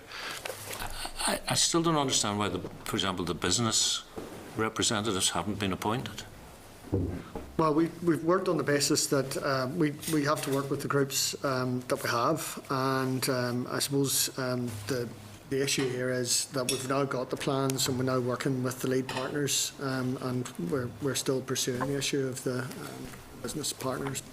And let me declare an interest here, having worked with this organisation before, but I'm aware that business in the community, for example, who on the face of it would appear to have all the skill sets that you're looking, had volunteered their services to sit on these panels some time ago, and yet... Yeah, obviously any representation on the panels has to be agreed in the department, and obviously that we're not at that stage at this point in time, but we're working on the basis now of getting the lead partners into place, getting the programmes underway, and we will certainly be engaging, and lead partners will be engaging in any case with relevant organisations to make sure that these projects are successful. And one example of that will be obviously the employment programmes. It'll be absolutely crucial that the employment programmes have, regardless in a sense of what the representation is on the panels, the employment programmes will absolutely have to include to effectively engage with the business community. Otherwise, there'll be no point in doing the training. It's not going to get to where we need to get to, because a lot of these. The issue here is how do we move from a situation where we've got milestones and targets and money going out to a situation where we're sure that we'll get delivery of outcomes, and it reflects some of the sort of work that's gone on around the delivering social change, and some of the issues that the committee identified around that as well, about the need to make sure that we're getting the right outcomes. So that's where a lot of our focus is at the moment. What about the statutory sector representative? Well, again, we're working with the representatives we've got on the panels at the moment, and we're just and anything else, any others, we're waiting to get those agreed. Thanks, Chair. Declaring interest as a member of the East Belfast Area Steering Group. Dennis, as you said, the target of achieving £80 million expenditure on physical regeneration and social deprivation projects by FY 14-15 isn't going to be met. At this stage, are any evaluations or reflections being made in terms of how it could be done differently if it is extended beyond that period of time? I think in terms of the first, in terms of this programme that we've got, the view is that there's been, as I said, a challenging process, a difficult process to get it to this point. And the view is the last thing we'd want to do is to stop any of the projects that are going through the system at the minute. We need to get those, some of those, even the ones where we haven't, for example, had the business cases finally approved, we've maybe gone through a number of iterations to get them to this point. So we need to keep going and get those agreed, get them in a form that we can fund, we can legitimately fund those projects. But I do think this does raise questions, or the process that we've got does raise questions in ministers' minds about how they would do this if they were setting up a new programme. Because obviously what we've tried to do, what ministers have tried to do here, is to really get something that's much more participative and a very different way of doing business. And just to kind of explain what that means, if you were to take a normal investment process in a department, normally you'll have an external organisation that will have been thinking about the project for a period of time, will have gone through a whole process of design and planning before it ever comes into a department. So by the time it comes into a department, you've got a business case which is based on a whole lot of thinking. In this case, we had community groups who were asked, give us your, or a whole range of people in the communities who were asked to give us your view as to what you think is needed. The plus side of that is that gives you a genuinely community-based view, and it gives you innovation. The challenging side is by the time you get a business case in, the sort of questions that come back, quite reasonable questions, are about, well, have you thought about this? Have you thought about that? How will this work? How will that work? And often, if I'm being honest, you're saying, at that stage, you're probably saying, well, we don't have definitive answers. We only have what the groups think at this stage, and the groups aren't necessarily the people who are going to be leading it. There'll be people on the groups representing that. So I think that, to me, that's a big learning point. I think the challenge has been, making sure, or the challenge will be in any future programme, to really get that community engagement, community participation, but to try to do it maybe in a more flexible way. Rather than going in tranches of business cases, maybe there's other ways that we can do this to try to get, to find a way of building in maybe co-design earlier in the process. I think would be one of the things we'd want to look at. But there'll definitely be lessons learned in all of this. And to be fair, we've gone through, and I know Ricky mentioned that we've had a number of gateway reviews through the process, independent people coming in and having a look at what we're doing.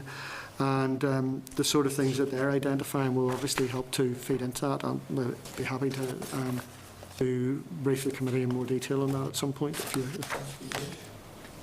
Thanks. Okay. 33, which is childcare, our strategy, and we're back to achievable and affordable.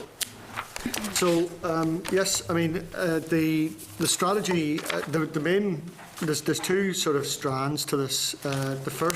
There's three strands to this. The first strand is making sure that we achieve the 7,000 additional places that we're aiming to put in place. And we've been working very closely with the childcare partnerships, as I mentioned at the beginning, that are supported by the Health and Social Care Board. We're in the process, we've been going through our business case processes, and we're currently, we have proposals with DFP. We're hoping that those are in a reasonable shape, that it should be possible to get those approved. That's the first strand. The second strand is working with departments to get them to produce proposals around other key issues, such as, for example, rural childcare. DARD is doing some work on that, and DRD is doing some work on transport, and the two are partnering up well. So we've had several meetings of a steering group, or programme board, that includes key departmental officials on it, and we're getting good cooperation on that. And then I suppose the third part is there is still a commitment to produce a strategy, and we're in the early stages of saying what a strategy may look like beyond the framework. And I think that, but as I said before, ministers were very keen that we would start with some actions and then try to evaluate that and build that into the longer term strategy. So hopefully that's all captured in the plan. And the big change, I think, Dennis, is on page 5, Action 7, where it's been amended to take account of the fact we're now gone from a strategy to a strategy building on a framework. Yep. That's right. Yeah. Okay. Chairman, Yes. quick question. Just that. The budget for the childcare strategy was £12 million to be expended by end of FY 14-15. Is that expenditure going to be met? No, not by 2014-15. I think the current expenditure we're looking at, Henry, do you want to? It's about 2.5 million forecast to the end of this month, and at the moment we're looking at likely expenditure for an additional 4.1 next year, which takes you somewhat shy of 7 million. That's where we are at the moment. Why would that not? Why is that the case? Well, it's taken us, I suppose it's just taken us longer to get the strategy agreed than we'd originally anticipated, or the framework agreed than originally anticipated. And then, obviously, on foot of that, we've been putting together the first set of actions, the main one of which is the additional 7,000 childcare places, which is quite a significant increase. And as I say, we're in a much better place. Now that we've been going through a very detailed and rigorous business case process, which we're very hopeful will be approved in the near future. So that's what's taken us the time. It's really getting that agreed and getting that business case up and running after that, because there was only so far we could proceed until the actual framework document had been agreed. When the 7,000 places breaks down into 3,000 school-age childcare for families in need, 2,000 wraparound, 1,000 rural childminding, and 1,000 places in rural facilities, what's the timeline for creation of those places? Well, the aim will be to get this programme up and running before the summer, and I'm hopeful it'll be a lot sooner than that. But I can't give you a definitive answer on that until we've got the approval for it. So there is no firm timeline for the creation of those places then? It will take. We will have a programme out. There will be a significant expansion of places as soon as that programme comes out, because we will get more applications than we currently have in our existing programme. The bit that I can't be definitive about is we need to wait to see what comes forward from different organisations that can provide the places. Because remember, it's not something that in addition to actually putting the money out, there's the issue of getting staff in place, getting registrations in place. In some cases, there'll be capital funding required as well. So that's the only reason why I have to be a bit cautious about saying that we'll move from this to 7,000 places in 6 months. I would be hopeful that a year into this we'll have seen a significant expansion and we'll be moving towards 7,000 places. But we just need to see what the response is like from the market first. You mentioned the market. What interaction has there been with the private sector that may have capacity to create places in relation to the use of this funding?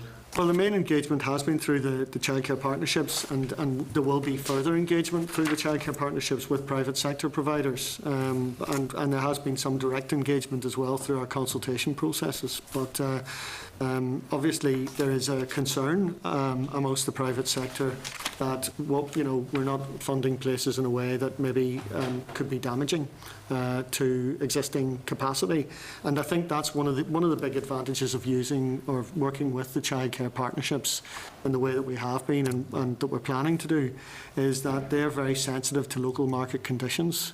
Because the last thing we want to do is to actually inadvertently damage capacity. What I could probably ask a number of other questions, Chair, but there's a lot to get through, so I'll perhaps leave it there. The one issue that we asked about earlier was that I'm keen to understand the work of the department in relation to identifying supply and demand, and the Strategic Investment Board was tasked to do work around that. Officials in October said that they would provide the committee with information in relation to that research. Is it possible, perhaps outside of the committee today, for you to give us a bit more information around the work that has been done to identify the scale of need in relation to childcare provision? The only thing I would say is that anything, I mean, just anything that we provide, we have to get agreement to provide it. So, subject to us getting agreement to provide it, we're very happy to provide that. Okay. Thanks, Chair. Bronwyn and Alex. Okay, Janice, there's been concerns obviously raised by the private sector, but I'm also very cognizant of the fact I know rural people who travel 18 mile plus to use some of these private sector childcare facilities. They would like to see facilities in their own rural areas. And, you know, and I think, you know, that's not recognised by some of those childcare sectors out there. So you just need to be very cognizant of that, because there may be a view portrayed which is not actually reflecting the reality in rural areas. I know some of those private sectors are based in neighbourhood renewal areas. The question is how many people from the neighbourhood renewal areas use them. Now, they are excellent facilities. You don't want to see them displaced, but also as well you need to actually get drilled down and look at who's used in the facilities. Also as well, I know that there's been concerns raised regarding a childminder site at Enniskillen Hospital. I think that needs further consideration, because I assume that workers actually use that facility, and my guess is that would actually be quite important. I know I'm going to a meeting next Wednesday just to hear the story behind that. On the 2,000 places for rural areas, DARD is dealing with 1,000 of those places in terms of childminder startups, and I think that's going to be several months before we actually see any outcome on that. But regarding OFM, DFM, who's dealing with a social enterprise model, which I think there's a big interest in, how long would it be? I know that question was already asked, but do you envisage that being dealt with before the summer? The process is going to involve, I think there's a couple of questions you've asked there. The first thing I would say is certainly, I would definitely acknowledge the fact that there are different issues which you can't put down to simple, you know, there are different issues in different local areas that will need to be dealt with sensitively. And that's why, and there will need to be people who are aware of what's going on in the local areas, which is why we're working with the childcare partnerships. The concern that we would have about any simple model, say we were to put out a simple model and we said, okay, we're going to put all these numbers into a spreadsheet and say there'll be so many places in each area based on an analysis. I think there'll be a real danger with that, because we could find there'll be all sorts of things happening locally that people aren't aware of, that we wouldn't be aware of when we put out any sort of simple formula. So we're very clear about the need to do something sensitive to local areas, and we'll be happy to look at that case that you've referred to. I think in terms of the process to get this out, the next stage in the process is to get approval and an announcement, and then it's going to be a case of providers having an opportunity to put in bids, and that's going to take that's going to take realistically 3 months to approve, for them to get proposals in, considered, and get approvals for that. So realistically, we're talking about the summer to get an initial tranche of resources out there. Now then, how quickly they're able to put those places in will depend on a number of factors, whether they've got people lined up, whether they've got the premises and so on. So those are the sorts of things we need to think about. But I would be hopeful that we're looking at all of these things being expanded, a programme going out and all of these projects being expanded towards the end of this year. Dennis, so you're very cognizant, right, of the rural perspective on this, the fact that people are travelling to some of these facilities which may actually lose places, and I don't know there'll be counter arguments put to that, but are you across the detail of that? Because I'm getting it in the neck from people living in rural areas who are travelling. considerable distances who actually want to see facilities in their own areas. Like their kids are now travelling 18 miles to start play school, which, you know, I don't find that acceptable. They should be in their own rural communities. But I have a perception, right, that this is not being recognised by individuals within the childcare sector. Okay, well, who have concerns that some of these private places are going to be displaced. Well, we're very aware of the rural issues, but if it can help to give you reassurance, I mean, we'll be happy to take that back and to have that discussion with the health and social care partnerships, and just to make sure that that is built into the programme. I mean, if there's particular concerns coming forward, you know, if we know about them, we'll make sure that they're fed into the process. Okay. So, but we are very well aware, and that was reflected in the Bright Start strategy or the framework document about the need to boost rural childcare places, and indeed, which we're happy with. Yes, and absolutely, and indeed, that's why DRD are looking at the whole issue of transport. Okay. Let's move to 3437, delivering social change. Yes, so again. The committee will be familiar with this from their own work in terms of the report that hopefully gave us some good pointers as to how to take this forward. Some of the issues we are taking forward directly through, for example, there was recommendations about improved communication. We're actively working with departments around the issue of evaluation and monitoring, and we're expecting evaluation plans in any day now from the departments, which we will be working with them on to ensure that they're rigorous and that they will provide a useful basis of information for any future programmes. The actual signature, Henry can talk in more detail, but the signature projects are all moving ahead. There's quite significant resources going into them already, and the expenditure this year has increased significantly in reflection of the fact that the programmes are all moving ahead. And Henry, I don't know if you want to provide any further updates on that. Yes, I think since you had your session, there's been further progress. On the teachers, there's now well over 200 teachers in post. They have addressed the issue of supply, and have got agreement from the Commission about changing the criteria, which they're confident will allow them to fill the remaining posts. In any event, a number of the schools are actually using bank teachers to pick up the slack, and I think there's probably only 9 teachers that haven't had, 9 schools haven't had any benefit out of the programme as yet.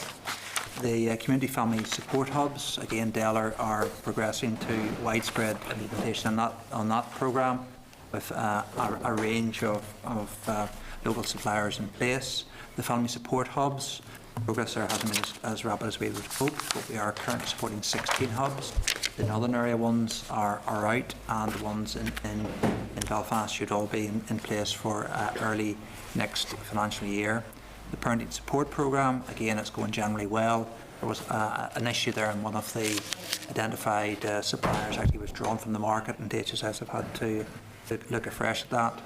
The nurture units, I think the DE Minister, the DHSS Minister, and our 2 junior ministers were at the launch of the nurture units. All 20 nurture units are now in place, working and benefiting the children in those schools. In fact, most of the schools now have a waiting list of children who they and their parents would like to see moving through those nurture units.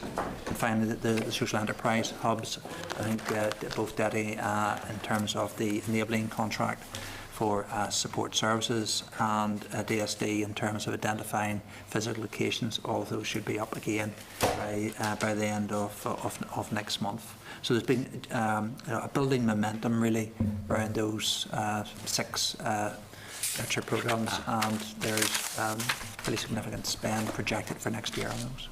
We thought there were 7 now. There's the 7th announced one, but it'll be the end of next month, I think, for the detailed plans around that play programme are taken forward.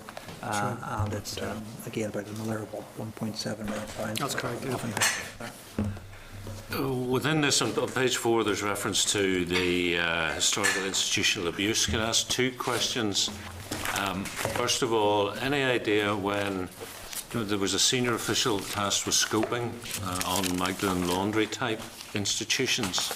Any likely timeline on that, Dennis? I mean, that's still under consideration in the department. That's, No idea. Okay. I can't give you any timeline, sorry. And am I right in having formed the impression that with regard to those who were abused outside of institutions, it is the department's view that they will allow this process to complete before considering those victims? I don't have a definitive line on that. Again, that's but at the minute we're working on the basis that the current historical institution abuse inquiry is going ahead, and we're waiting for that to report. And that's really all I can say on it. Okay, thank you. 38 is next.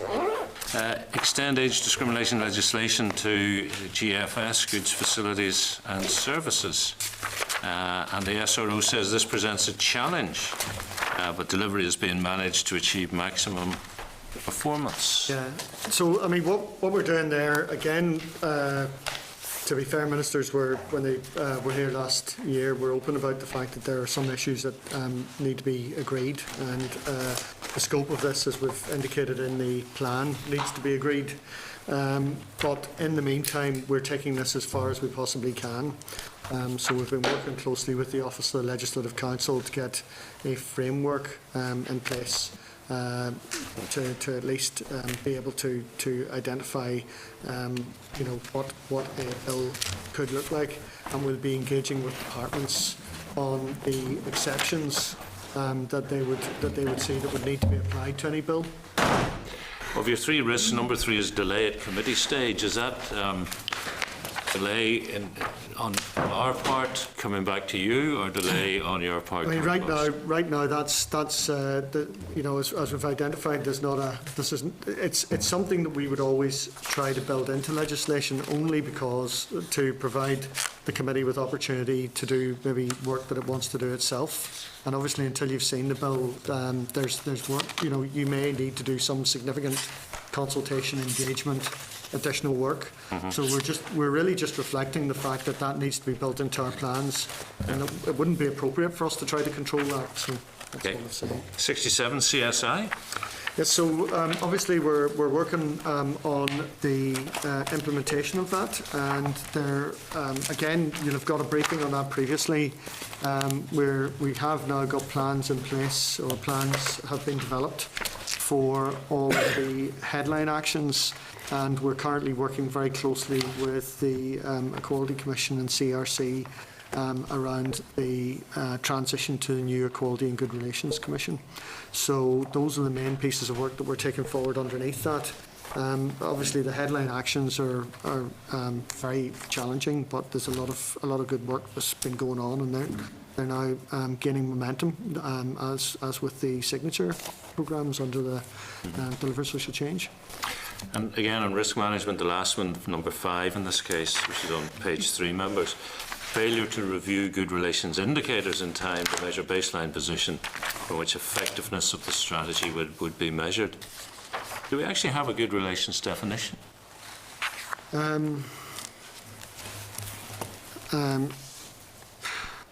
Well, we have a definition. We have a working definition that we've used, and we have a definition in the Together Building United Community itself.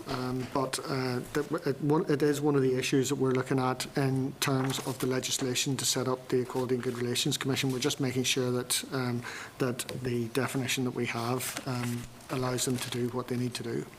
Would it be likely to be different from the definition used in GB? Honestly, I would need to have a look at that, Chair, just to come back to you on that.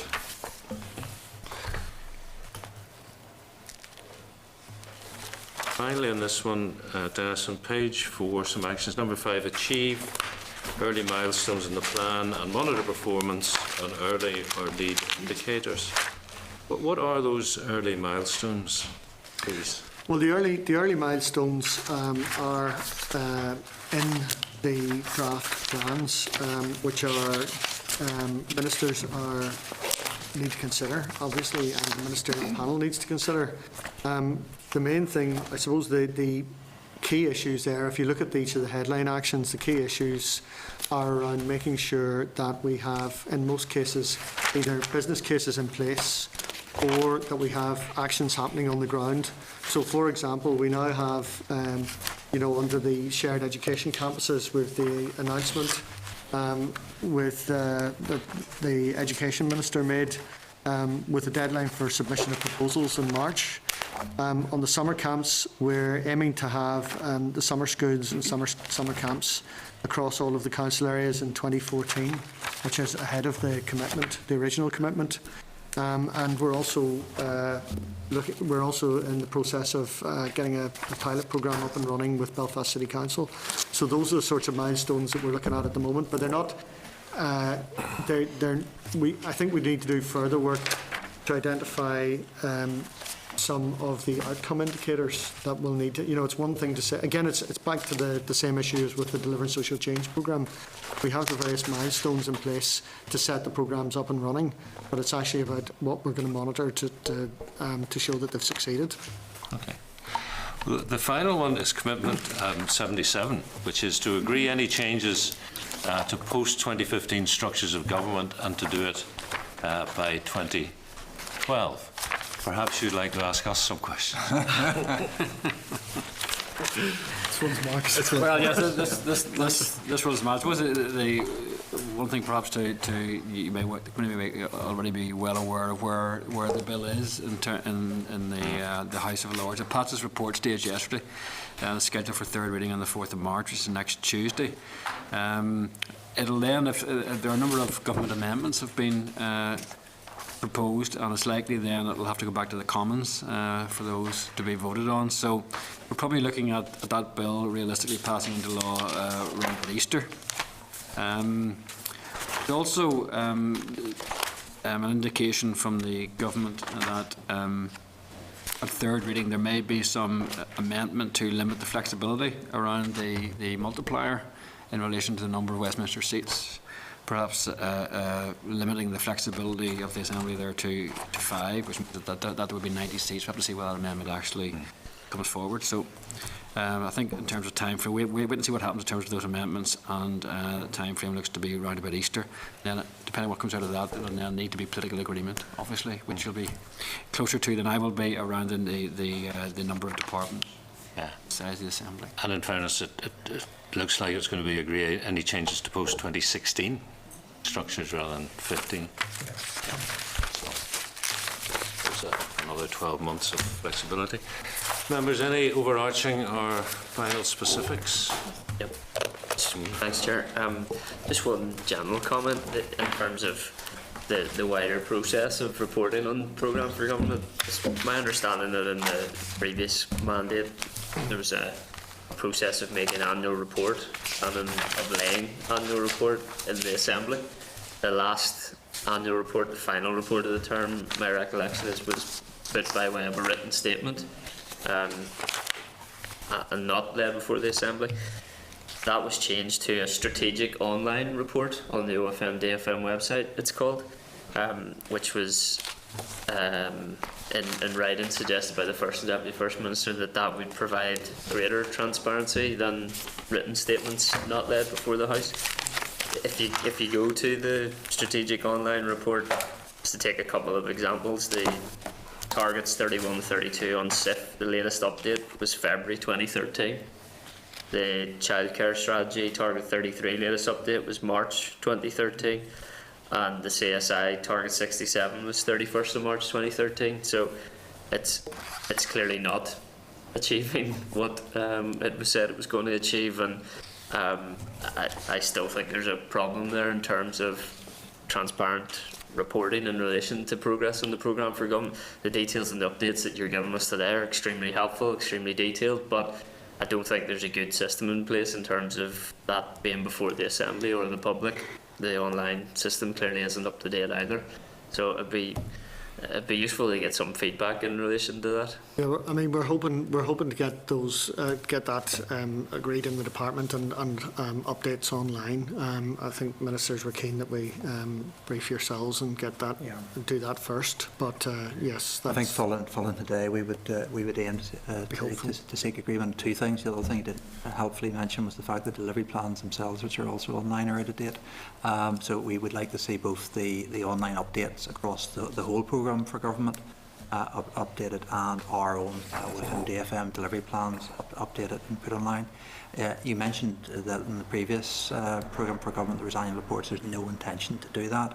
What ministers have asked us to do is look at a mid-term review following the Executive Programme Board on the 3rd of February of the programme for government, and as you alluded to, Chair, there's a strong likelihood that if the term is going to be extended by a year, we'd also look to see whether we should look at wordings of commitments. We were just talking about 67 a moment ago. That we'd obviously want to change that, I think, and also look to see what the milestones should be for that 15-16 year.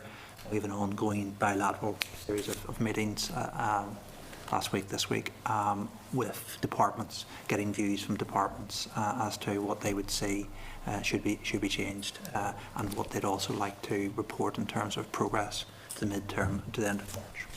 Yeah, Chair, just supplementary. I don't say this to to make political point in any way.